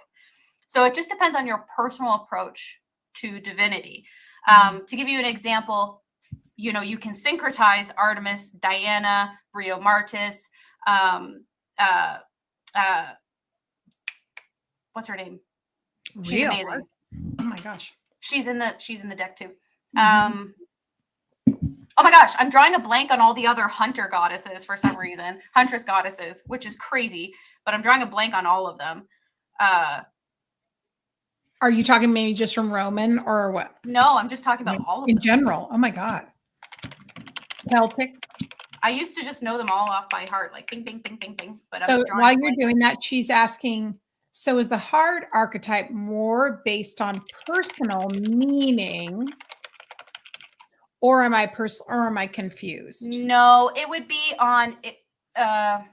Hold on, let me get to that. Yes. So we have Artemis, we have Diana, we have Arduina, which is Gaulish. We have Skadi, Holda or Frau Hola. She's Germanic. Then we have Neith, who is Egyptian, etc., etc. Celtic in there. You got to have a Celtic goddess. Yes.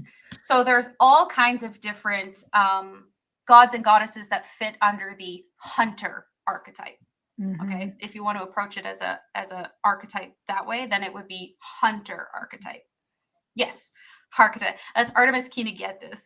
Hunter art. So that's Artemis of the dogs, by the way. Yeah. Or Artemis, leader of the dogs. But so archetypes are more broadly understood energies where entities kind of fit within, like many entities from many different cultural contexts fit within many different cultures.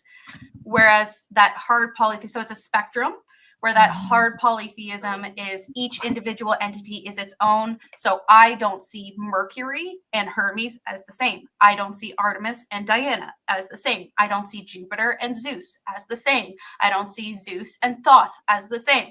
I see them each as separate individual entities that had their own context, their own worship, their own impact in space and time, then and now. But there are many people who syncretize them. So take more of that soft polytheist approach where they might see Mercury, Hermes as the same. They might invoke Mercury, Hermes as the same. They might invoke Artemis, Diana as the same, etc. So it's more on personal personal preference on how you view divinity, how you view energies, if that makes sense. You know, the other thing I think about it, friend, is that part of being a medium and a spiritualist has that often how we make those choices is based on our interaction with the deity personally. Like that's to me, like, so how can I get evidence on and merge it in my own consciousness? I am waiting for the impression to come. I said, I'm respecting the entity. Yeah. That's kind of how I feel. Like, yeah, I mean, this is definitely a topic I've explored with my own entities thoroughly, because as a Hellenic polytheist, I'm not a Roman polytheist. I am not a Greco-Roman polytheist. I am not, I don't even venture over into Roman. I have that's not my path. My path has nothing to do, nothing to do. I am 100% Hellenic polytheist. So I have I don't play in the Roman sphere at all. But that is purposeful, because I explored it and it's not for me, and it doesn't align with what I want in my life. But it also led to this exploration of, do I see them as syncretized? Do I see them as the same? How do I view divinity? Do I view divinity as archetypes? Do I sometimes view them as archetypes? Do I sometimes syncretize them? And the answer is, it depends, because there are times when I approach entities where there is syncretizing, where there is that syncretizing. And I'll give you a good example of this. So syncretizing. Are you going to say demons? Partially. So syncretizing was very, very common in ancient times. It's just the natural evolution and sharing of beliefs and concepts. It's natural. It's not like it's a bad thing. It's totally natural. And it happened a lot between Greece and Rome, and Greece and Egypt, and Egypt and Rome. So a good example I give of, like, yes, I see each one as individual, but a good example of me seeing a syncretized deity, even as its own individual, is Hermanubis. So Hermanubis is Hermes and Anubis. Yes. Because Hermes has a chthonic aspect of his, Hermes Psychopompus, who is the deliverer of souls. Right. He guides the souls to the afterlife when they pass over, and Anubis is the Egyptian god of the dead. So they were naturally syncretized together as Hermanubis, who is, in my opinion, his own standalone entity, but was born from syncretization. Do you see what I'm saying? Yeah, I see. So it just depends. Where do you stand with that? Don't they sometimes say Thoth, though, is connected to Hermes? Have you heard that before? Yes, absolutely. Absolutely. Yes, so because of Mercury. Let's unpack that. I was like, damn. I mean, then we're like, Thoth just blows my mind. I'm never connected. I'm not rushing in on that one. I mean, you can look at Helios and Ra, both of the sun. They were sometimes syncretized. Same idea, right? It's just the natural sharing of ideas and beliefs over time, where that just kind of happens. So, I mean, it's not a bad thing. Yeah, I'm just going in slow on the masculine comedics. I'm not rushing in. I mean, Anubis is probably but I'm like, oh, you're welcome. I like my ladies over there. You know, my goddesses over there. I'm so glad that explanation helped, because honestly, I do feel like it helps to unpack how you view divinity, right? I think it really helps to understand, where do you sit when it comes to divinity? Where do you sit when it comes to energy, to help you better understand how you'll approach spirit and how you'll approach divinity? Like for me, I always give the preface when I'm with clients or whatever, that like, hey, I'm an animist.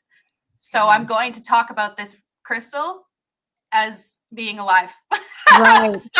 Because I'm an animist. That herb. Yeah. Like each plant in my house is a spirit. Each crystal is a spirit. Like, just preface, I'm an animist, so that influences how I'm going to talk about this. So it helps for you to take time to really unpack, where do you sit?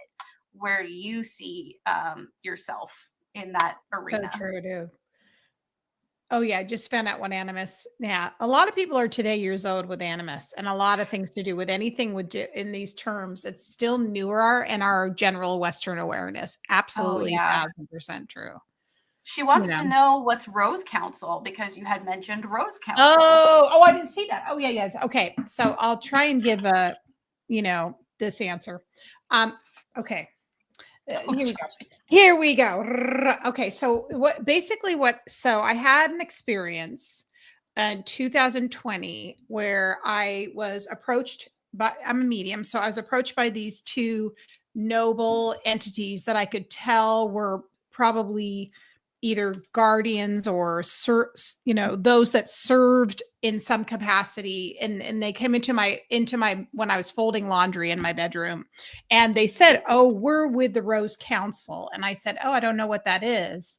And they said, "Well, you're going to find," I go, should I find out more?" And they said, "Well, you'll know more soon." And then 1 or 2 days later, I was having a long distance healing from a woman who's actually does acupuncture, but she does distance Reiki as well during the COVID. And in that experience, I had this image of these two women in my awareness, and I knew them to be like priestesses. And I just knew, I said, they're with Mary, Mother Mary, and they're with Mary Magdalene. I just knew it. And I don't know how I knew it. I just knew it. And then all of a sudden I heard the Rose Order, the Rose Council. And so then I started researching it because I was like, I haven't heard of it. And then I realized there's this whole order of priestesses that have really kind of started, I want to say probably with Isis, and it's just, so I was remembering, and that there was a whole thing, and there's actually women that are going through and becoming like reinitiating themselves as priestesses. And then there's this whole thing. It is connected to the divine feminine in the sense of healing. That most people have, you've incarnated a lot of times, and that's, over and over again. And you've probably been a healer and a priestess, and you've done this before. But all these women are starting to gravitate towards together in a group. And then I was like, I have to find a mentor. I don't even know what this is. And then I found my mentor she's been holding space for women for 25 years. And first she was a doula and doing a lot of that type of healing work. And then she started holding circle, and now she completely does initiations, and she's incredible. So I went in and did it. And here's the thing, I had a lot of past life memories of being a healer, training women, being, an initiator and a priestess. So I don't know how I got there. And all of a sudden I'm in a room with 16 women, and I go, and I just wept. I just wept. And so that's powerful. So powerful. And so in that, we worked with these entities. We worked with this group of goddesses. And so that's how I started it. And then once I was done with that training after 2 years, then the goddesses started coming to me and saying, okay, you have to start working. We've got something for you. So for the last 3 years, I've been channeling them. I've been doing, they've been taking me through a process of healing people that are in month spaces. So because I'm a healer, that's really what I am. At my core, I'm a healer. So last year, this is the 3rd year, but last year we did a whole journey through each chakra, and then we worked with a different goddess per month. And I remember you telling me about that. I know, it's so beautiful. So that's really what it is. And this year now it's a different iteration. So it's beautiful though. It's really magical and powerful. It's a lot. It's very initiatory actually, and it's very healing. And I feel like that's all dovetails in with the work I do, healing in the Akashic records, and really helping people embody their true nature. That's it in a nutshell. That's badass. You're badass. So that's why, like my juxtaposition of when I met Alyssa, I was like, I want to ground this shit. So I'm really solid in this, because I'm a little bit of a freewheeler. I just believe it, but on it. I knew I had to be organized. I had to be focused. I'm like channeling, and now it makes sense. You know what I'm saying? Yeah, I definitely do try to describe myself as a more grounded spiritualist. I love it. And again, that comes from that merging of science and spirituality, right? Because it's really important to approach things with a level head and try not to let ourselves get too sucked out into, crazy areas sometimes. But it's just that finding that good balance between intuition and logic, and like our heart and our gut don't have to be, our heart, our mind, and our gut don't have to be at odds with each other all the time. We can find a nice like pathway for them. And that's my goal, really, is to help people who are also very science-based and also spiritual find that nice middle ground. So I tend to approach it from grounded spirituality, is how I like to kind of love it so much. I love it so much. And it's funny because like all the people in my life, like my husband's an engineer. I told you that. And, all my kids are earth signs. So I am I was, because I got sort of activated on my journey so young, and I'm such a healer, and I'm very much can see things, and that's part of what I do, which is a gift, but really now I'm at the point being, I'm very grounded about it. So I feel like then I can be effective, because then I'm effective. Right. I mean, I realized through trial and error what being ungrounded can lead to. And it was not safe for me. I was like, I really need to do some checks and balances here, because I can see how it's so easy to get swept away, and why we have such strong pipelines from just general spirituality to like really intense new age spirituality that can be very dangerous. So I can see how that happens, and have experienced in real time those moments where I'm like, whoa, I need to like check in with someone else, because like I think I'm floating here. I need somebody to like tether me back down. Yeah. So Absolutely. It is important. And I mean, especially for healers like us, people who use our abilities every single day and help people unlock theirs, it's really important to like just stay grounded, because it's easy to kind of get swept. And why like I know you've obviously said how clear you being so connected to nature, and I'm the same way. Like I live in the Pacific Northwest. I have to be by the trees. Yeah. Dude, I cannot not. I just, even before earlier today, I was like, you need to go for a walk. Let's go. Oh yeah. I'm the same. I'm like, I need to hug a damn tree. Like I need to just, me and a tree need to be besties right now. Hell yes. Hell yes. Yes, being a woman in STEM approaching spirituality was a hard mix. Oh, I appreciate that so much. That's my favorite thing, is just grabbing people from STEM, and like that you don't have to be like that happens a lot to science people, is we put all our faith in science and forget to put our faith in ourselves and our own abilities. And so marrying the two is a big important thing for me too. That's part of my path, is to help people see that they don't have to be mutually exclusive, and they intersect in a lot of ways. That's actually, I think, hands down the reason. Well, also because I loved you, but it was the trust level of, and also at the same time being able to be so science minded, but at the same time equally being able to like 100,000% talk about a deity and detail a 20, 30, 40. I was like, this bitch is yes, exactly. So because you can absolutely have beautiful spiritual experiences while also being somebody who is a supporter of science and does science as a job or as a career. You can 100%. I mean, it's really funny looking back on times when I was pushing it all away in favor of science, that science was it's almost like I look back on it and I think of like my group members and stuff who were like, I'm atheist and I'm a scientist, but the faith they put in science was almost religious. And I look back on that and I'm like, I kind of leaned so hard, and I'm just, because I'm such a passionate person, if I'm in, I'm all in. Like I'm all in. So I did the same thing with science that I did with spirituality, which was I'm all in, and there was no one or the other, and finding that balance was so key to me being happy and fulfilled and grounded and spiritual, and finding space for both and having space for both and being able to take up space in both worlds with confidence is absolutely having that, having that meeting point, I guess, that intersection. And it's just, Without it, I wouldn't be where I am now, because I am not me without science, and I'm not me without spirituality. 100%, which makes you such an amazing mentor. Oh, thank you. I love you. Oh my God. Well, it's true. And, and like I said, rare, Oh. it's so, and I was just thinking the other day, like a couple of people teaching in the same thing I teach with Akashic Records.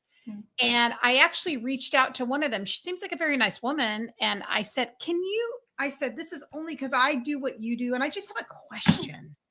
Like, this is what I was saying to her. How are you saying, all these different extraterrestrial groups? How do you know that? And you're talking to them. I go, listen, I get it, because I've talked to some, but I don't think I can categorically say these are all the different categories of each one. Can we really say that? And she just didn't answer me.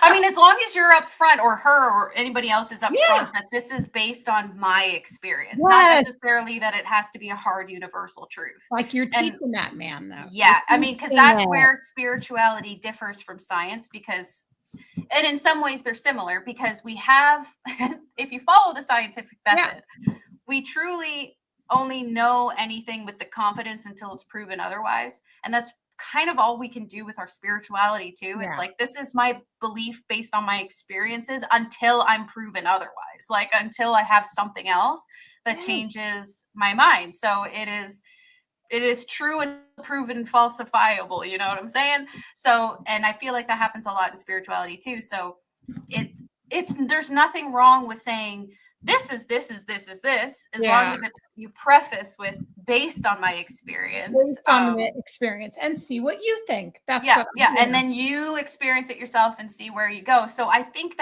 that kind of information is actually very helpful, that people can feel confident enough to say, there's, let's take the extraterrestrials, for example. Yeah. There are these categories of extraterrestrials. In my experience, what are yours? Do yours agree? Do yours sync up? Is there something that's different from yours? And go from there. And that's how we can have those collective experiences and shared gnosis, is by having the confidence to share. And that is also something that you do very well, Carrie, that I love so much, is that you are unequivocally confident in your experiences with Akashic Records, with angels, with goddesses.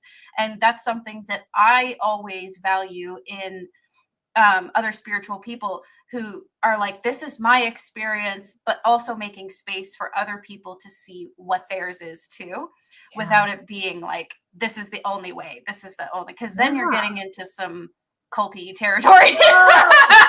And we've all been there. I have been there. I was there. That's not happening. We don't want that. No, See, it's like experimental physicists versus theoretical physicists all over. True. Well, because, and that's another thing too that I always try to say to people, is that you can only research and explore so much before you actually just have to do it. Like there's a difference between learning and doing, learning and applying. And that's the difference between theoretically, this is what I want to do, but do it to find out if it's for you. And that's making space for that learning aspect and that growth aspect. So yeah, I would agree with that.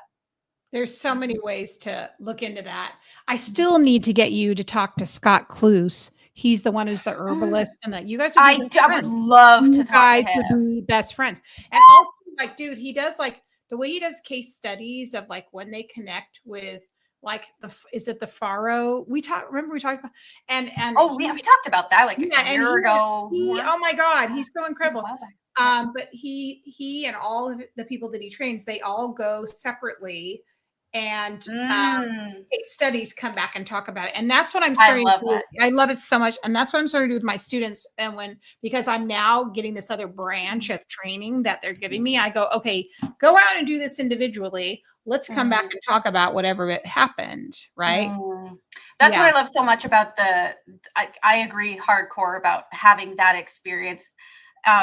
We do that in my Patreon too, with the guided meditations that I'll post. I like to have that discussion in the Discord of like, what was your experience in this guided meditation? Because yes, I'm guiding you with Artemis. So we all collectively have an experience with Artemis, but it's unique. And what was Yeah. your experience? How did you see her? How did she appear to you? my Was God. she in a human form? Was she a stag? Was she a bear? Was she just floating ball of energy?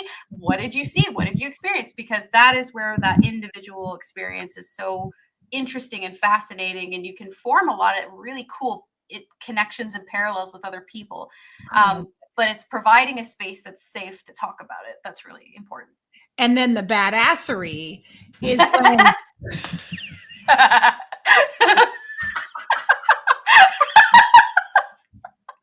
the badassery is when you do that and you say, okay, everybody go and do your thing in the hut. And then everybody comes back and they said they all had fucking purple robes on. And I never said put a purple robe on. That was Hecate. That's what I'm saying. I was That's like, what I'm saying. The hell? That is what I'm saying. Like, are we doing that? Are we doing that again? Yeah. That's what I'm saying. I've done that before with like remote viewing and doing paranormal investigations and missing persons cases of like seeing things that were the same as another person in a different time and space. It is insane. So awesome. Like crazy. Dude. And that's where I start thinking about collective consciousness, where we start tapping into like similar energy wavelengths, if you will. I hate to use these terminologies because they're so co-opted by really intense, hate it, in extremist thinking new age groups, but it is a type of energy frequency in a way, and it's a wavelength that you can tap into, that you can have a shared experience in a different time and space as other people. Crazy. But I use those terms with that asterisk of like, I am not a new age spiritualist. Oh I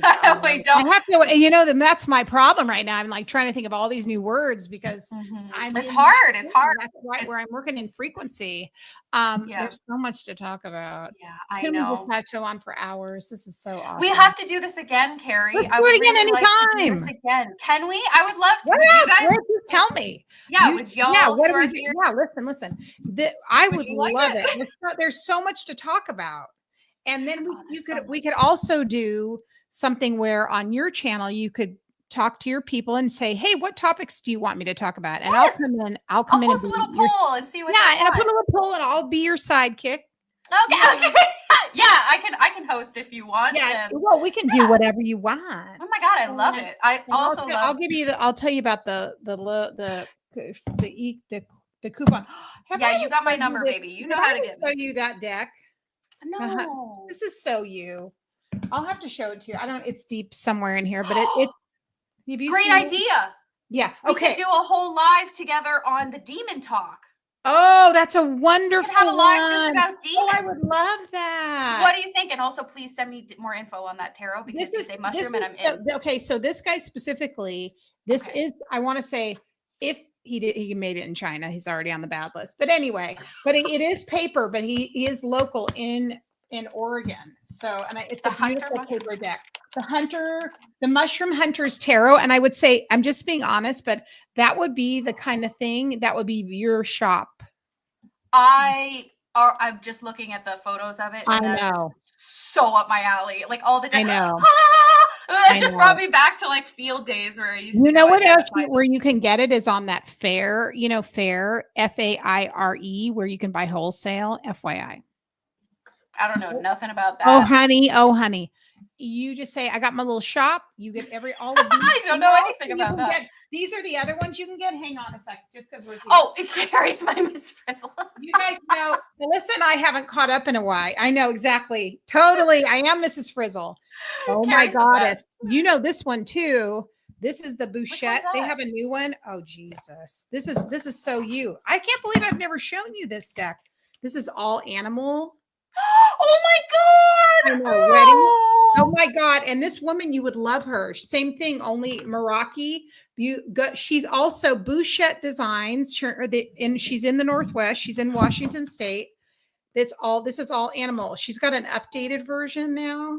What's that one called? This one is the Meraki Tarot, but you're going to be obsessed with her. There's a fox in here. Hang on. I know. You guys are now in friend zone. Sorry, we're in the friend zone right now. Yeah, now we're in the friend zone. You just got to stick with us. I need to get to the squirrel. Look at the Queen of Swords. Ooh. Okay, Artemis energy. Oh, Artemis. right? That's what I was saying. But let me also get, okay, the horse. Oh, here's a fox. 5 of Pentacles. I am very much an enabler. I know it. I know it. And she's even very, your vibe. Okay, I need this deck. What the fuck? Yeah. And then the Hierophant. Okay, wait, two more. I promise. Look at the Hierophant. Oh my God, he's a precious baby. Isn't he so cute? And then here's the fox. Oh, so Queen of Wands. This is you. Wait. No wonder you like. This is the Queen of Wands. Where am I? I swear to God, the first card you showed me, I immediately connected to it. I was like, no, this is for me. Actually, I had a client of mine, one of my members, who gifted me the deck Wild Woman Oracle. Oh, yeah. Do you have that one too? I don't have it yet. I need to get it. Someone used it on me for a reading, and I was like, damn, that's my jam. I love it. I think it's a fantastic oracle deck. I really enjoy using it in conjunction with the Wisdom of Artemis Oracle. I know. So that's a beautiful combination. I'll tell you to do that. That actually, is it a red box? Does it have red on it? The Wild Woman? It's like a rose goldish kind of color.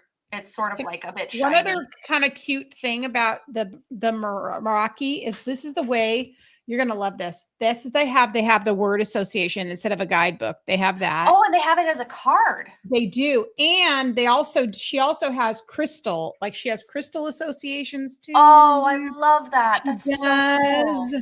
I know it. It's so as a fellow Oracle deck creator that created a bonus card, I can say that's you're one all of my about favorite ways of sharing extra info is a little bonus card.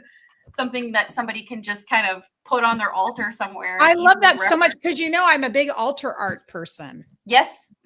So big, as you know. Yeah. And I told you that, I think I told you this in my voice text, but I did. One thing I love about Artemis, which actually brought me to tears, I'll tell you why, because I've been a little, when you've been doing it a long time and you're a little salty, so you're not so signs. Sometimes you're like signs. Oh, that's nice. But lately they've been like, that's nice. Yay. Oh, it's so nice. I shouldn't be like that. I really shouldn't be. I should be more touched. It's not because someone's not, it's just because I'm older. And so I'm like, no, it's not there. I'm probably not even paying attention to half the signs, but here's what Artemis did that literally made me cry. Oh. So I told you this, I'm pulling card. I said, okay, I'd love to get a card. She connected really easy.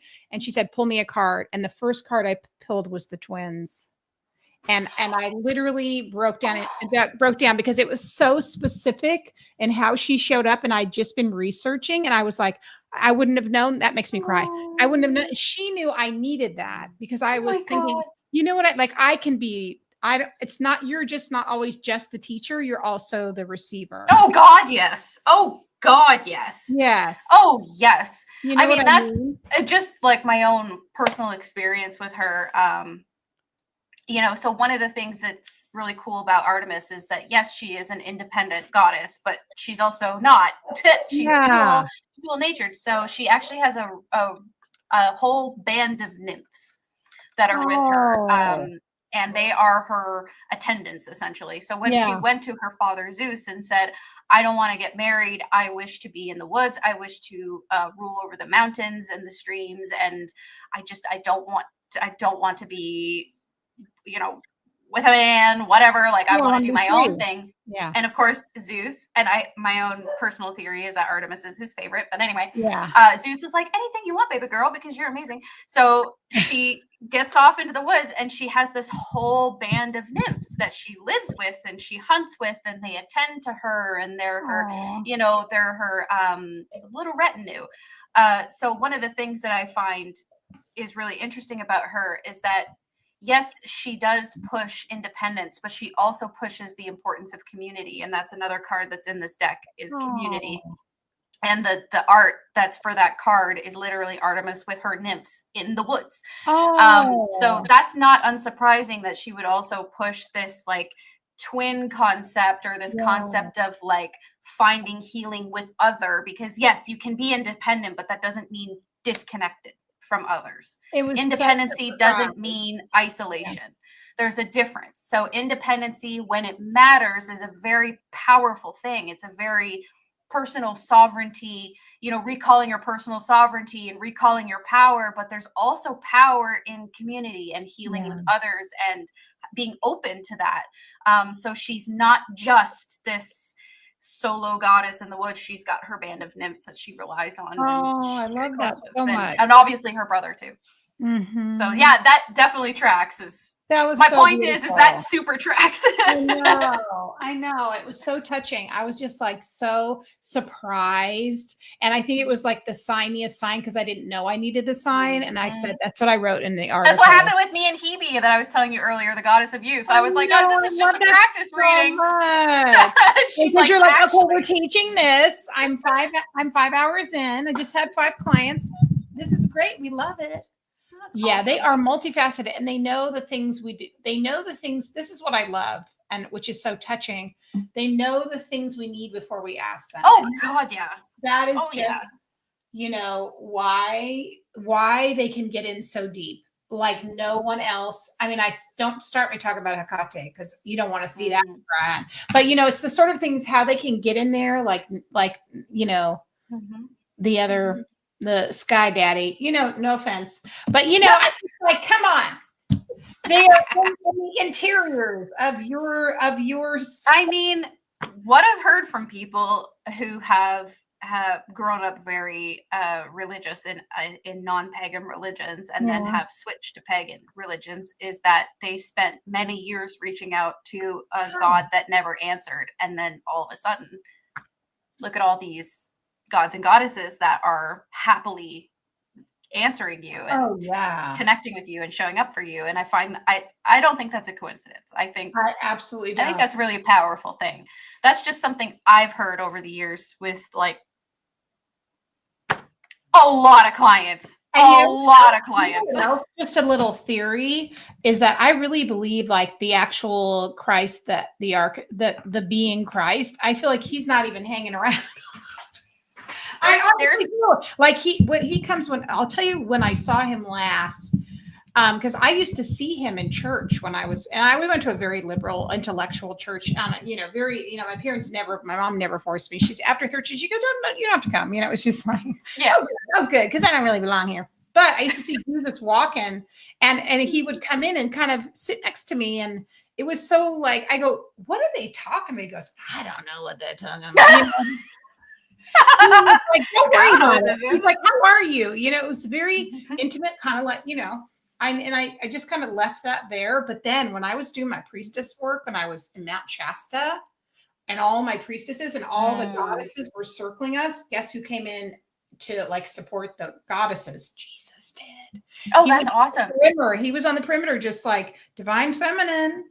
I feel like he's such a cool dude, man. I feel like he's a real cool dude. I feel like he's a cool dude. I haven't met him yet, personally. He doesn't need to always be on top, just like like I feel like he's the guy who's like, I mean, I definitely said some stuff, but I think they lost a lot along the way. They kind of projected on me. Oh, I wanted to actually share something with you. I don't know if you know this. Oh gosh. But I know that you mentioned you had experiences with Mother Mary. Right? Yes, I just saw her like a couple weeks ago. Yeah, so she's connected to Artemis. Are you kidding me? I never heard that. Tell me about it. What? Yeah, you never talked about that. The evolution of Artemis to Mother Mary it's Artemis, Diana, Mother Mary. There's a very interesting connection between all of them through and through. But also, interestingly enough, there is a connection to her through Artemis of Ephesus, which is also in this deck. I think it's card 2 or 3 or 4. But the Ephesian Artemis, and this is a very distinct version of Artemis, very distinct. Nothing to do with her Olympian side, nothing to do with it at all. This was very distinct. And this was a very fertility heavy aspect of her that has that direct connection. There's a number of books about it. I'll have to give you the. Oh my gosh, I've never heard that. But yeah, I wanted to give you that little tidbit. Now you're going to be down that rabbit hole. I'm going to be down around because here's the other thing which we can really get fucked up about, which is you can really fuck with, as you would say, is this. If you go even to, which is even more evidential, is when you put Isis and then she starts coming up into the area, and then she's like messing with people, and she's that's a whole beautiful thing. Yeah, she's a powerful one that I feel like a lot of goddesses are connected to her in some way too. And that's that syncretism we were talking about before. Yeah, I know that can we go way down that line. But yeah, it's but I mean, before, because I have to hop off here soon, before I go, first I wanted to say that yes, I would love to go live with Carrie again, and we can talk about do a very specific demon-centered conversation. I would love that conversation. So we will do that. Mm-hmm. The second thing I wanted to mention is that I don't know why, I just feel very pulled to mention this, so I'm gonna roll with it. Do it. We were talking about listening to your intuition, so I feel very pulled to say this. Yes. One thing that is also important for Hellenic polytheism and ancient Greek religion is ancestor veneration. That's something that is often left out of the conversation, and I feel like I first got that little tinge of talking about it when you mentioned, I was talking about how I'll be doing a death witch course at some point this year. Mm-hmm. And you were talking about how you still want to walk down that. And I know that deities are exciting and they're powerful and amazing, but I do want to share that ancestor work is so transformative. And I want to be very clear that they can help you in ways deities can't. Okay. They really can help you in ways that deities cannot. And why? Because they were human too. And that is something 100%. A deity will never be. They will never be and never have been a human, but your ancestors were and are and have been. So they can provide you with guidance and assistance in your life and on your path that a deity cannot touch. Okay. So I really want to make that clear, because I do, obviously as a deity practitioner, but also as a death witch and a medium, I just want to highlight how important spirits can be, like those who have passed over, whether you know them or not, and how they can come forward for you too and be very critical in your transformation and your path and your journey forward as you discover yourself, but also just there to guide you through the day-to-day shit. Like they know what it's like to be hungry. Some of them might know what it's like to pay taxes. Probably some of them don't. Mm-hmm. Some of them will know how annoying traffic is. Some of them will know how annoying, it's like, I got a really itchy scab and I want to pick it. Like those are very unique human experiences. Boss drama. Exactly. Those are unique human experiences that ancestors can help you with and speak to, and spirits can, that a deity can help you with, but it's different because they have not been human. Okay. So I just really feel pulled to mention that. I'm glad you said that.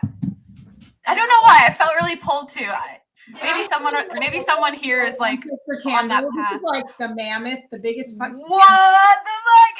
That's the biggest candle I've ever seen in my life, bro. What the fuck? Where did you get that? Did you get that at Costco? No, did you get that? That's a Costco candle. I got it at IKEA. Oh, okay, that's IKEA. That's the biggest candle. That is my ancestors fucking love it. It's so big. It'll never burn out all the way. I will be here until December. That's a huge they're coming to work with me. It's right here. They come to work with me. Oh my God. That's right. They come to work with me. I feel like maybe there's someone here with us that is like on that journey of connecting with their ancestors, and I just really wanted to highlight that. Big time into his ancestors. That's I went down that path myself too to figure out like my ancestry and stuff. It's really, I love it so much. Mm-hmm. I love it. Me not running to IKEA. Go to IKEA, honey. I'm like, I feel like they loved it. My ancestors were like, get me that damn. IKEA loves to see us coming. They're like, and they also like, it's only $11. Do you know how cheap that is for a big mofo? So affordable. Mm-hmm. Is it soy? Is it soy wax by chance? I think it might be actually. That's a good point. That'd be amazing if it is. Even better if they did. Then my ass is going to IKEA. Otherwise, it's huge. It's okay, sick. I mean, that is a mammoth candle. This has been so amazing. thank you so much for allowing me space to talk about my Are you kidding my me? deck. And if anybody is interested in grabbing your own Wisdom of Artemis Oracle, they are available through my website and my Etsy. Although I will make this little caveat that it's more affordable on my website because Etsy does have additional fees. So if you wanted a little bit more of an affordable price, I would recommend straight to my website. And also, I don't get as many fees taken off through my website as through Etsy. But anyway, either option is there. Yep. So I would be more than happy to answer any questions anybody has. So you can email me anytime. There's a contact page on my website. My website is larusamistic.com, LAURUSAMYSTIC.com. I'm writing it in the chat. Awesome. Yeah. The moon pendants were for pre-orders only. So unfortunately, I don't have any more of them left. They were the sticker. There was a exclusive limited edition sticker, which I've got actually right next to me on my candle. That and the crescent moon. I put it right here. I know. I love my sticker. Yeah. Oh, you got the sticker too. Yes. The sticker and the crescent moon pendant were for pre-orders. So unfortunately, I don't have them anymore. But you do get a little extra something in your order if you do order the deck.